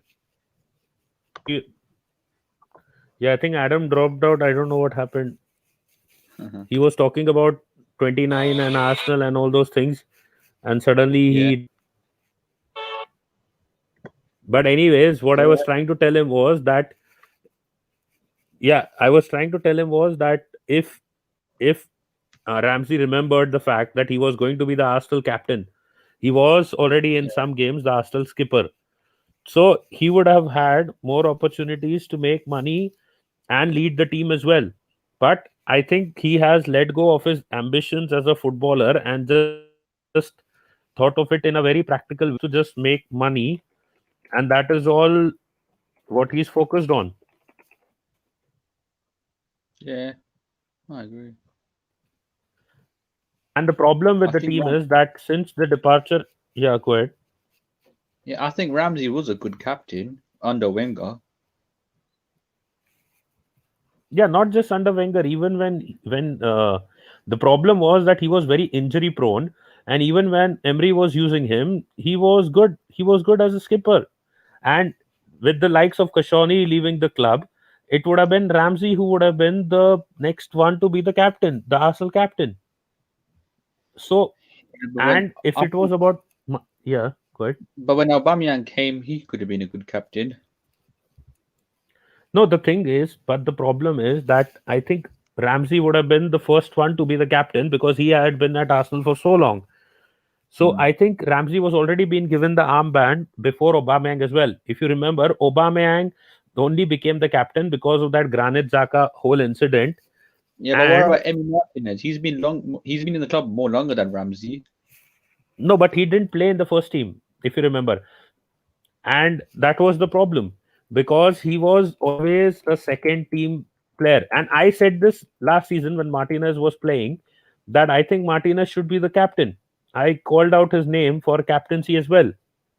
Now, the thing is, if you see, Ramsey was here from 2008 to 2019, which was 11 years. And with respect to Martinez, I think he was 10 here years. for an equivalent time. Yeah. So I think Ramsey was again a senior with respect to him as well, and Ramsey But what has gone was with always the thing. Arteta? Martinez was here for 8 years, like for a senior career, 2012 to I hope, 2020. I Yeah, hope Arteta gets sacked. He ain't gonna get us top 4 or 6. I want a new manager. I don't think he's going to get sacked because of the fact that the fans already knew that he's not going to get top four this season. If anyone was saying, the fans were saying that Arteta will get top four this season, they were fooling themselves. He wasn't going Forget to get about top four. top 4. We ain't gonna finish top 10.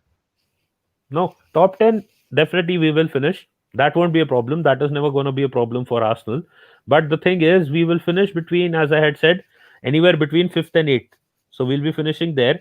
And we need to Yeah. accept it that it won't matter who the manager is. The team is the problem. I said this even while Emery was the Emery was the coach. It wasn't the problem of the coach or the manager. It is the problem of the team. And Adam is saying that got the new girlfriend trying to get in touch. I don't know to get into that, but yeah. So it was the problem of the team.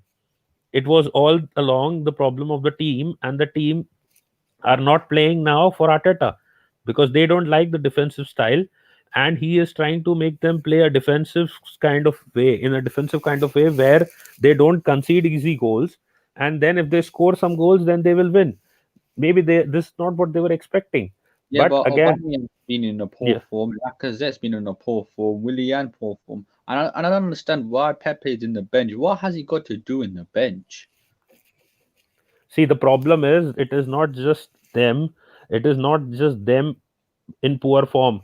It is the way that the team is setting up and the way that the team is playing. Otherwise, how can one sec? How can all your attackers be in poor form all at once? That doesn't happen. That means that your team is not playing in a way that is suiting your attacking style of play. So there is something wrong, and the midfield creativity is dead. Now, I think what he will have to do is he'll have to put Willian in the midfield and probably Pepe on one of the wings where Willian is Yeah, playing. Pepe on the right, Saka on the left, Aubameyang in the middle. I don't know if he'll be doing that or not. Let's see what happens there. He may try to experiment with it after the international break. Aubameyang is mostly a striker. I don't know why Arteta plays him on the left wing. His preferred position is a striker. Because they are trying to interchange between Lacazette and Aubameyang, but that is interchanging is not happening properly because of the style that they're playing right now. They are expecting that Aubameyang and they're expecting Lacazette will fall deep into the midfield and try to create, and Aubameyang will play like an inward forward and move from the left to the center. But he's not doing that, and they're not playing the proper football. It is actually, if you see, it is actually a 3-4-1. No, one sec. 3-4-1-2. Yeah, it is actually 3-4-1-2 where the Back three. four. No, I go back four. Back four. No, we can't go back four because of the problem is that David Luiz and Rob Holding and all these guys are not good enough for a back four. So we can't go for a back four. It is a 3-4-1-2 actually, because Lacazette is from the center, he's falling backwards, and Aubameyang and Willian are supposed to come towards the center and create goal scoring opportunities. But unfortunately, the problem is that their link up is not good yet, and they need to rectify that and they need to work on it. And Aubameyang is going too far wide because our long balls are being played in that corridor which is towards the left, and because of that, that is another problem. They Talk it is about be, back three. Why Yeah, is Tierney playing as centre back? Tierney can't defend. he can defend. No, that is wrong again. He can defend. No. He can defend. Yes, he's a proper defender. He's a proper left back. But the problem is, if you've seen, he is not comfortable playing in a back three in that position. The thing is that Tierney is supposed to be a proper left back. Now, because he's been playing as a left wing back for so long, now he is slowly losing out on the fact that he is not able to consistently defend. This is becoming a problem. But anyways, if you think that Tierney can't defend, I think he's better than Kolasinac at least, and some of the other defenders that we have. Yeah. He must be our second best defender. Who would you have sold, Leno or Martinez? Leno. I would have sold Leno, obviously. Same. Leno keeps on costing us too many mistakes. Do you see Martinez's performance against us on Sunday? Good performance. Leno was a bit terrible. His distribution is very slow. Martinez's distribution is very quick. I think he created one or helped Aston Villa create one or two chances. That is what the fans must have seen. You just saw Martin's performance. He caught a lot of our crosses and parried a lot of saves. See, the problem is our attack is right now out of form. Any goalkeeper would look good against us because we are not playing proper football with respect to creating chances. Now we need to solve that. Whether Martinelli does it or someone else does it and saves Arteta's season is a different thing. But we need more players. Luckily and thankfully, Ozil is leaving at the end of the season, so we will be getting more and more players in. And once that happens, once we have more players in, I think our team becomes stronger. Right now, we don't have creative players, and that is But we going to need more make. defenders as well, because Mustafi and Gabriel and Socrates will all be leaving. No, Gabriel won't be leaving. No, Gabriel, Mustafi, Socrates, and David Luiz. I don't think David Luiz will go. They will give him an extension, but Mustafi No, and no, no. I Socrates will hope not. definitely be gone. I They hope will. he They will. doesn't. He will be a squad player. He will be a squad player for Arsenal. He will be Nah, there he at least might for go a to couple of quarters. Benfica. Benfica are interested in him. No, I don't think Arteta will let him go because he's a good leader. He's a good leader, and even if he doesn't start every game, he's a good squad player as well. But So, he's too and old. I don't think that he's going to be going. I think he's going to be getting an extension. What about Mustafi? Mustafi has rejected a contract extension. He'll be going. So that is Yeah. confirmed. And And Adam I'm is here. Socrates. Hey, you okay? Can Socrates you is hear going. me? I've got my headphones on and I need to work as well. So Yes, Adam. you good? Can you hear me, lads? If I said no, would you stop talking? No, I know. But I'm charging my phone. I'm trying to I'm bloody just kidding. do something for my Yeah, new Adam, your girlfriend. rage was funny. So your rage on on the Which one? McGinn offside. Incredible. Listen, nothing wrong with that goal. Absolutely nothing wrong with it. Are we trying to say now that if you block the goalkeeper, then that's a foul? That's not a foul at all. But the new rule is that when a player is stood on front of the keeper, then that's offside. Yeah, he was Really? clearly in front of the keeper. Yep. So hang on, Interference in the line of if a sight. corner comes in, no one can stand in front of the keeper. No, Yeah, in an but offside position. In an offside position. in an offside, he stood right in front of Leno. Yeah, but technically Yeah. he wasn't interfering with play, or was he? No, but even if he's in an offside position and it is interfering in play because the interfering in play rule has been that if you're even interfering with the line of sight, if It's a you're load of bollocks, if you ask me. Hang on for a minute. Where is he off to now? he's off to get a drink.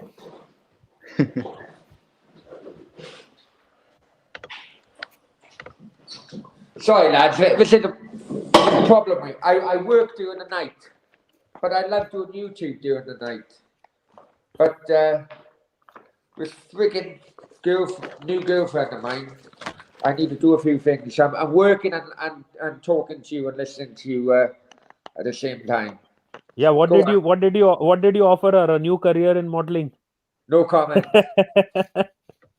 No. I don't know if you heard, but we got a new shutdown going on from tonight, and basically you have to have a valid reason to be out after 6 p.m. So she But hasn't no got a country valid lockdown. reason. I have my main job is a recruitment agency. So I have to create, let's just call it create rather than bullshit, an employment bloody contract so she can see if she's pulled over by police that she's going to work, basically.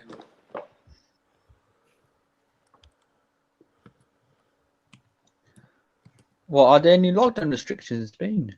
Yeah, 6 p.m. You So can't go out after 6 p.m. now. After 6 p.m. Whoa. Yeah, from tonight. It's crazy. Where are the only places you're allowed to go to then? Sorry? What are the places you can only go? Well, technically it's regions. Well, you can't go out your house after 6 p.m. Unless it's for necessity. So after 6 p.m., unless you are working, or unless you really need to go to like a pharmacy, you can't go out after 6 p.m. What about shopping? Well, you do your shopping beforehand.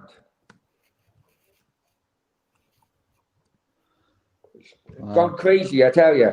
It's like the Spanish authorities think that COVID has a massive siesta during the day, so anyone can go out and bloody party and so on during the daytime, and then at the night time, the COVID comes out and attacks people. It's fucking nonsense. No, maybe because of two reasons. One, because of the temperature being down at night, and the other thing is that who will party during the day? People Hey, party only at night, this is so they my want to beer, avoid those Natasha, I tell parties. you. People party in the fucking morning over here. No, we're not Yeah, talking your about you, Adam. We're cases talking are about very other high. people. Uh, Yeah, the It's cases in Spain are and very obviously, high. sorry. and one The more thing. cases, He's saying the go cases. on. Go ahead. Yeah, the cases No, in Spain are I was very saying high. that Which one am I listening to now? Which one am I listening to? You're always talking at the same time. once more, Jaid, once more. You go ahead. He was he was saying the cases in Spain are very high. Yeah, but that's a bit. That's a bit. The cases in Spain are up north, Yeah, right? Spain is a massive country, even though the population is about 20 million less than the UK. Land with, a lot of Spain is desert, right? But the cases, the mad cases numbers are at the north. But if you combine the cases of Spain yeah, altogether, it's the crazy numbers at the north, which is basically dragging the southern regions into it to make. Can you see what I'm getting? For example, where would it be? Like if Newcastle had crazy numbers and yeah, Manchester had crazy numbers, if you put it all in the bracket of the UK, had it not been for Newcastle and Manchester, then all the UK numbers would be fine. yeah, Do you know what I'm saying? This area, for population, is nothing. It's absolute nothing. But because they got crazy numbers up in the north, which Natasha's right, it's actually colder up there, right? yeah, When you put all the numbers into a pot, as in Spain's numbers, you tarnishing everybody with the same brush, and it's not. It's just not. It's nonsense.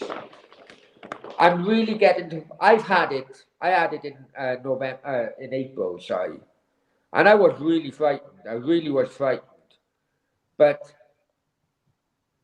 even I am now really skeptical of what the hell is happening, and it's getting to a point now where it's not nice to think, but it's getting to a point now where I'm thinking, you know what? Fuck it.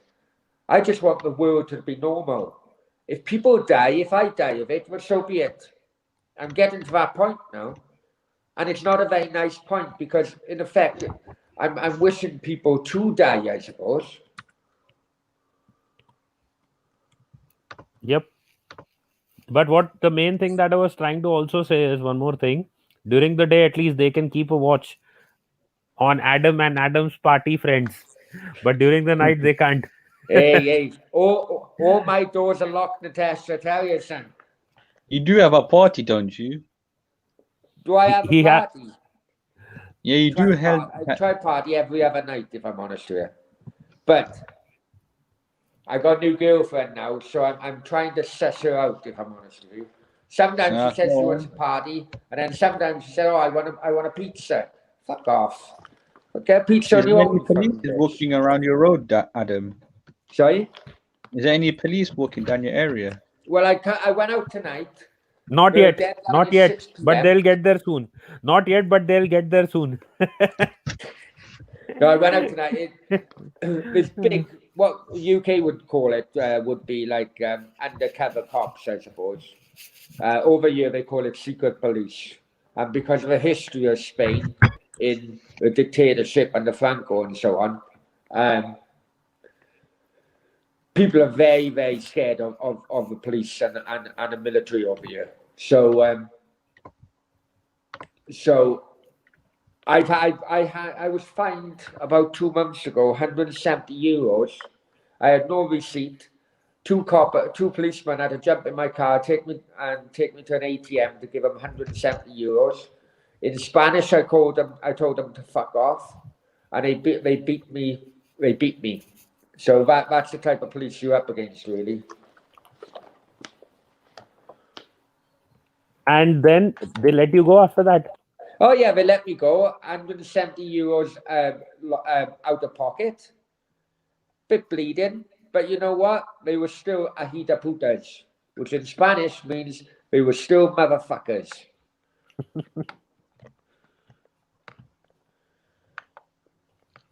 So when are you having your new COVID show, Natasha? I don't know. I think I have a lot of time because the way this thing is going and it's coming back to people in Spain and the UK and everyone is under I lockdown. don't think it is. I just think it's political now, Natasha, if I'm honest with you. I think it's. Isn't it extraordinary now? All of a sudden, they got a vaccine. Have you heard that today? Yeah, I heard it in the US, right? In the States, Yeah. they made it. You know, all of a sudden they've got a vaccine. Well, bloody hell, we hadn't heard it. All of a sudden, just before Christmas, when everyone's gone into a lockdown, they have a vaccine. Now, where the fuck? Why didn't they mention this before the lockdowns were put in place? Donald Trump did mention it. I know you hate him, Natasha. I know you hate him. No, I don't read hate my him. comment. You are? He's saying, Jaid is saying, hope you have a nice date with your new girl. How fit Nah. is she? No worries, no. Right, I love you and leave you now, guys. I will be listening, Mo, okay? Just one last thing before you leave. Since I mentioned Donald Trump, I'll share a meme with you and then you can possibly leave and just take a look. Adam, this is nothing, no digs at you today, but just sharing one meme with you. Go on.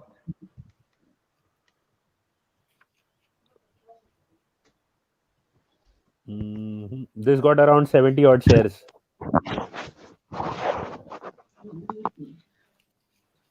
Are you able to see it? Yeah, I can see it, yeah. So this got around 70 odd shares. When Trump is asked to leave the White House. Did you see the one where he was sitting on his left or whatever table, the West Wing, isn't it? The table, and they were pushing him out. No, I didn't see that. If you have it, you can send it to me on Yeah, Facebook. I'll send it to you. It's quite funny, actually. It's quite funny. But yeah. Anyways, Adam, I'll see you soon. I'll have a short discussion with Zaid and then wrap it up as well. You take care, my friend. Big up, Adam. Don't get caught by the police again. Hey, hey. Just to start watching Cardiff, because next year we're going to have a watch along of Cardiff Arsenal in the Championship, away Arsenal are playing. Don't worry. That won't be there next year. It will be maybe probably 10 seasons down the line when you'll be back in the Premier League someday. How many times I took in my fantasy? Minus 60 points. Yeah, we already expect that now, Jaid. If you didn't take any minus, that would be more of a surprise. But with respect to fantasy, let me see what is the current situation. I don't even remember how many points I got. I need to stop making transfers, I just need to stop taking minuses. That's all I do. Yeah, that is what I'm trying to say. If you actually scored some points in a week, it would be way better. I got 66 this game week, Oh, I got 76. but you got I minus cap 60. Yeah, but I'm gonna captain Bruno Fernandes off the international break Yeah, that could be something that I may consider. because Man United are up against West Brom, and Man United could beat West Brom. They could thrash West Brom, Yeah. Yeah, but I could be don't the know who case. to keep. What about Son and Kane? Because they got Man City next, and that'll be a bit tricky. I think if any players have to score for Tottenham, it has to be one of them. So without a doubt, it has to be one of them. So there will be a lot of smart changes needed. Who's playing Fulham? Who's playing Fulham? One sec. Everton. There's Everton could no also have a way. good. There's no Yeah. way I'm having any Arsenal players in my fantasy. No way. I have Tierney. I have Tierney in my team. We play Leeds. I was gonna have Aubameyang in my fantasy, but then after our defeat, there's no way I'm having Aubameyang or any one of them. No, I removed Aubameyang a long time ago. I think I can get in James Rodriguez or DCL is there already in my team. You can get Bamford. I don't have a place up front. I got Calvert Lewin, Vardy, and Kane. Mm. I can't get in Bamford anyways. Do you have Salah? Nope, I sold him. Wow. I sold him for Grealish. I had Sazy, but then I had to remove him because he's in the bench all the time. Yeah, he's not been playing from the last two games. So let's see. I will be. Adam is saying Miss Melina knows how good she's looking. Looking she is, the Russian girl. But anyways, let's not get into that. I'm going to probably remove Zaha. Let's see. Who does Crystal Palace? Maybe he can play against Burnley. Jorginho and Bowen are my two players, but then I need to get in Sorry? Jorginho and Bowen. Oh, Bowen like from West Ham. yeah, I know. Bowen. Yeah, Bowen's Yep. a good choice. But I would put him in the sub. I need to get rid of Jorginho. I think I have the perfect combination here. Getting in James Rodriguez and N'Golo Kante. Ooh. In goal, I went with McCarthy. But then I don't have a place for Bruno. That is the problem. Hmm. If I get in Bruno for Kante, how much money do I need to Can you spend? show us your fantasy? Just a second, I'm just checking. Bruno Fernandes is 10.5 million now. Damn. Because if you bring in your fantasy, I'll help you. I'll be able to help. Yeah, just a second.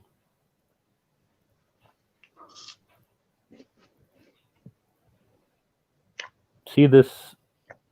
This is what I want, but I don't have money. I need 5.6 million more. Hmm.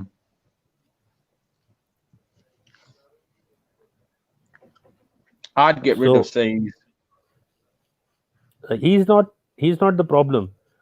He's not that expensive. The problem is if I can't get both James and Bruno. That I is know the you should problem. get. You should get Eberechi Easy, the guy from Crystal Palace. What's his price tag? I'm not sure. Type in Izzy. That 5.8. yeah, He's 5.8. yeah, 5.8. Yeah, he's a good player. Yeah, the problem is I can't get in Bruno. If I have to get in Bruno, then I need to get rid of Zaha. I'd keep Bruno. Wait, hold on. Let's see if I can do this. I have an idea. Fernandez. Because Man United got West Brom, and Man United will comfortably beat West Brom. Rodriguez. In your midfield, I would probably take out Jorginho. Yeah, I know he's not playing. He's not starting games. So, but you need to remember that Kovacic picked up a knock. I don't know whether he'll be fit or not. Yeah. I'd keep Son, Fernandez, maybe Bowen and Rodriguez, but Ezzy. That's a good midfield. No, the problem is I don't have money for it. Hmm. You got McCarthy as well. Hmm. See, this is something I can try to work with because I can't get an SE. But again, I need more 3.3 million. Keep This the is the forward. The problem. forwards are fine. Keep the front three. They're perfect. Yeah, I know, but that is where I'm spending too much money. Or if you can sell one of them and buy a midfielder and just buy a reserve striker, you could play maybe a two striker up front. Or maybe I can consider using a free hit. Hmm. I could consider using a free hit this upcoming game week. You have a wild card. No, I don't have wildcard. Oh, you used it. Yeah, I have 1.3 million in the bank. Yeah. So either if I let go of say Zaha because I don't trust Zaha. Hmm. And Jorginho. See, if I Bowen, yeah. let go of these three, then I'm Yeah, not but able to. look at my transfer. You got 8 points. I can't go for Bruno because he's too expensive. That is the problem. So go for Ezzy. How much is Rashford? Rashford's high as well. He's 9.6 and he has a knock as well. But Bruno is 10.5. Fernandez is 10.5. That is the problem. How much is De Bruyne? De Bruyne, he's 11.5. He's even higher. Nah, don't take him. He's too high. He's too high. Yeah, I'm just looking at what can be done. Mane is 12 as well. I can take Ward Prowse, but he Ward Prowse. Who does Southampton have next? Wolves. Wolves. Or...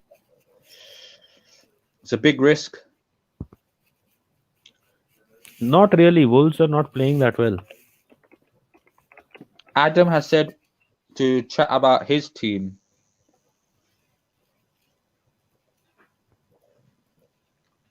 Hold on. This is now becoming FPL, the FPL show. But wait, there are some changes that I'll make, but I'll wait for some time. Where is Adam's team?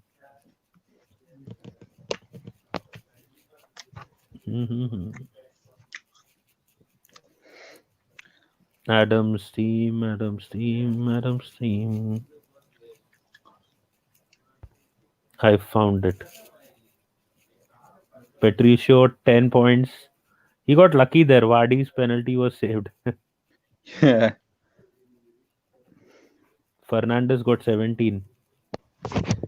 If I captained Fernandez, then I could have got high. Should have captained Fernandez. Yes. Even Adam captained Vardy. But do you get a minus then if you miss a penalty? Yep. Yeah, that's yeah. If he Come had on, Adam. scored that goal, then it would have been crazy. But he didn't. I think Tottenham defenders can be added more to the squad. Yeah, you can add Regulon. Yeah, that guy was playing very well. As far as you, Adam, I'd get Regulon. I wanted to get him. Now I can make that change. See, the thing is right now, which players will play? The front three will play. The full DCL back, will play. I'd get Regulon, Lamptey, Robertson, or Jenny. I'm not taking any Liverpool one. Adam said, so I had Bardi against Patricio. Yeah, I know. I know. I remember you saying it on Simpy's show channel, on the show, in the chat. So Vardy's penalty was saved and Patricio got points there.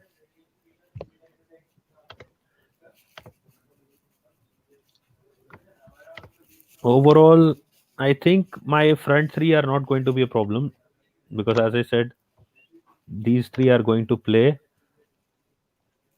unless I am not taking Kane or Son or something like that. You keeping Uh, Grealish? Yeah, Jorginho will definitely not start unless Kovacic is not fit. Lamptey, Cresswell, and who's your back three? Lamptey, Cresswell. Cresswell, Lamptey, and Chilwell.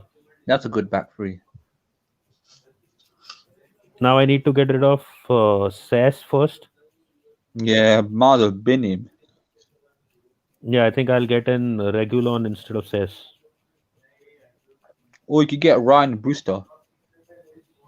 Nah, he's. I don't need another forward.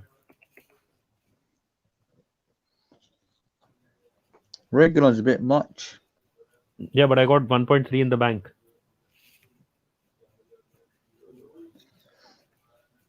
I can replace him with Tierney as well because Tierney. I don't want Tierney to play. He's not. Arsenal is not playing well, Hmm. so I could replace Tierney with Regulon and keep Sess as a backup. Let's see. I have a few changes that can be made. There is still time, so I'll patiently wait. With respect to Adam's team again, quickly let I will give him one advice. Maybe let's see whether he wants to take it then or not. His one advice maybe get rid of the Wolves defender. Yeah. No, Cody's good though. No, Wolves is not playing well. That is the thing. Hmm. I What would about I would Martial? He has Martial. yeah I think that is fine because next game United versus West Brom. United may Yeah. hammer them. The only change I would make is Callum Wilson because he might be injured. Yeah, mostly he's not gonna play against Chelsea. I think instead of Wilson, he can go for either. I don't think Danny Ings is also fit. He could buy Bamford or Kane. He can get Shea Adams. Oh yeah, Shea Adam. That's perfect. That's a good shout. That guy is playing well against. He'll be playing against Wolves, and Wolves are conceding, so he could score as well. I don't even know whether to have any Man City players. I'm not wasting my breath on them. I don't have any City players. They're not consistent. The only error that I made this game week was playing Jorginho over DCL. If I would have played DCL, I would have crossed 70 points. Now let's see what I do with this midfield. I can even play a free hit if I want to. Adam said Martial is shit. I'm thinking of Wilson instead Neves. How can you take Neves, who is a midfielder? Wilson is a striker. You can probably try to take. Unfortunately, Rashford is a midfielder. I think in this, he's not going to be picked as a striker. Martial just made his return after the 3 red card. I don't know if you had him at that point as well or not. If you did, that game would have gone haywire for you. You can keep Huh? Martial because they're playing West Brom. Greenwood is also not, I think, injured, so he's also not possibly going to play unless fully fit. I'd only keep one United player, and that's Bruno. Yeah, but the problem is Bruno's price tag is so high now, 10.5 million. Hmm. So that is another issue. They pushed his price, I think, from 8.5 to straight 10.5. So that is another issue, which is a concern. That kind of Here's a fact: they should a fee decrease hike. Aubameyang's price. They should decrease Aubameyang's price because he's gone poor. Anyways, no one is going to pay that kind of money for Aubameyang right now. They're not going to take Aubameyang. So that is the thing as well.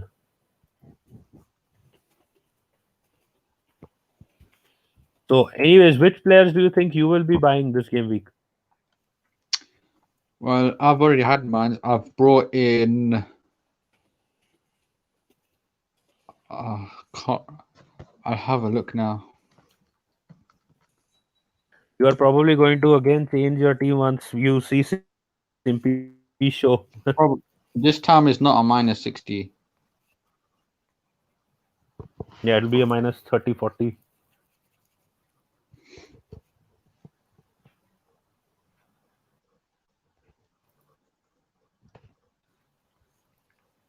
A lot of people, some people wanted to bring in Bellerin and maybe Gabriel into their teams. So let's see what happens there as well.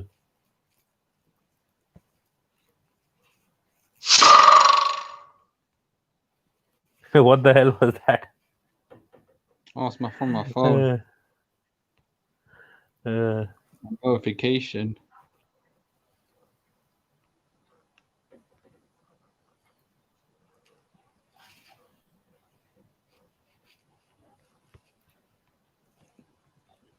so let's do one thing. You have your team in front of you right now.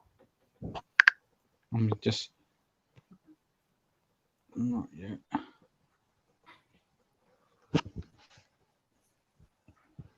No. I want you to reset my password. It'll take me about 5 minutes. So I'll just give me quick 5 minutes. For FPL.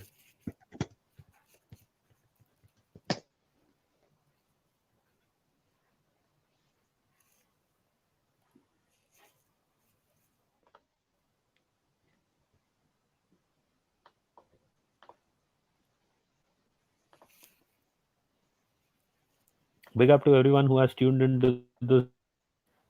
Another long one. That's what she said.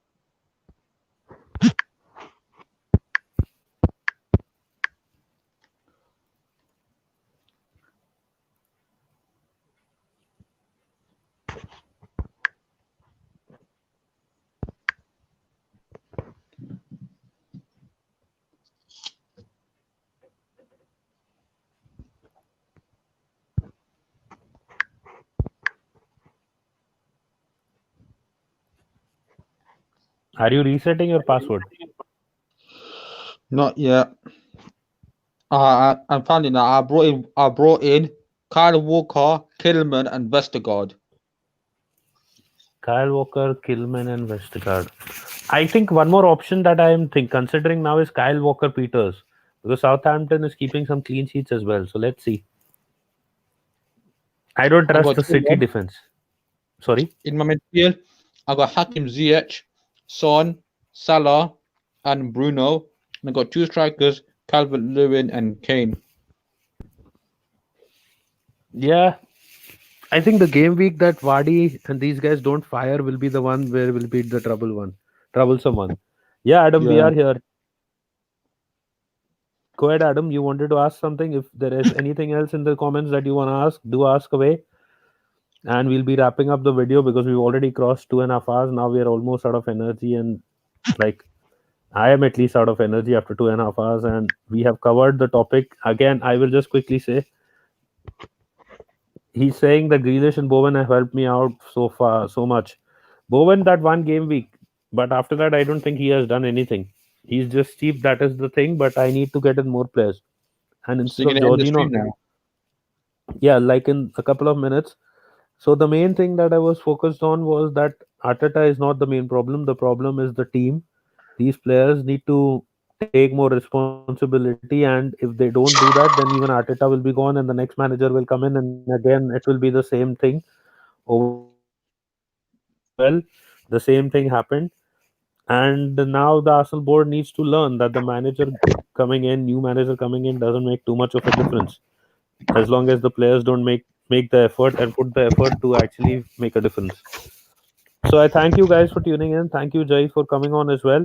Hopefully, we can do Welcome. more streams in the upcoming days. Khan as well. Thank you so much, and everyone in the chat. Miss Melina, Taib, and who else was there? Let me see. Yeah, I think Adam and you were there. So thank you so much, and hopefully we can do more streams in the upcoming days. So let's wrap up, and thanks once again. Bye.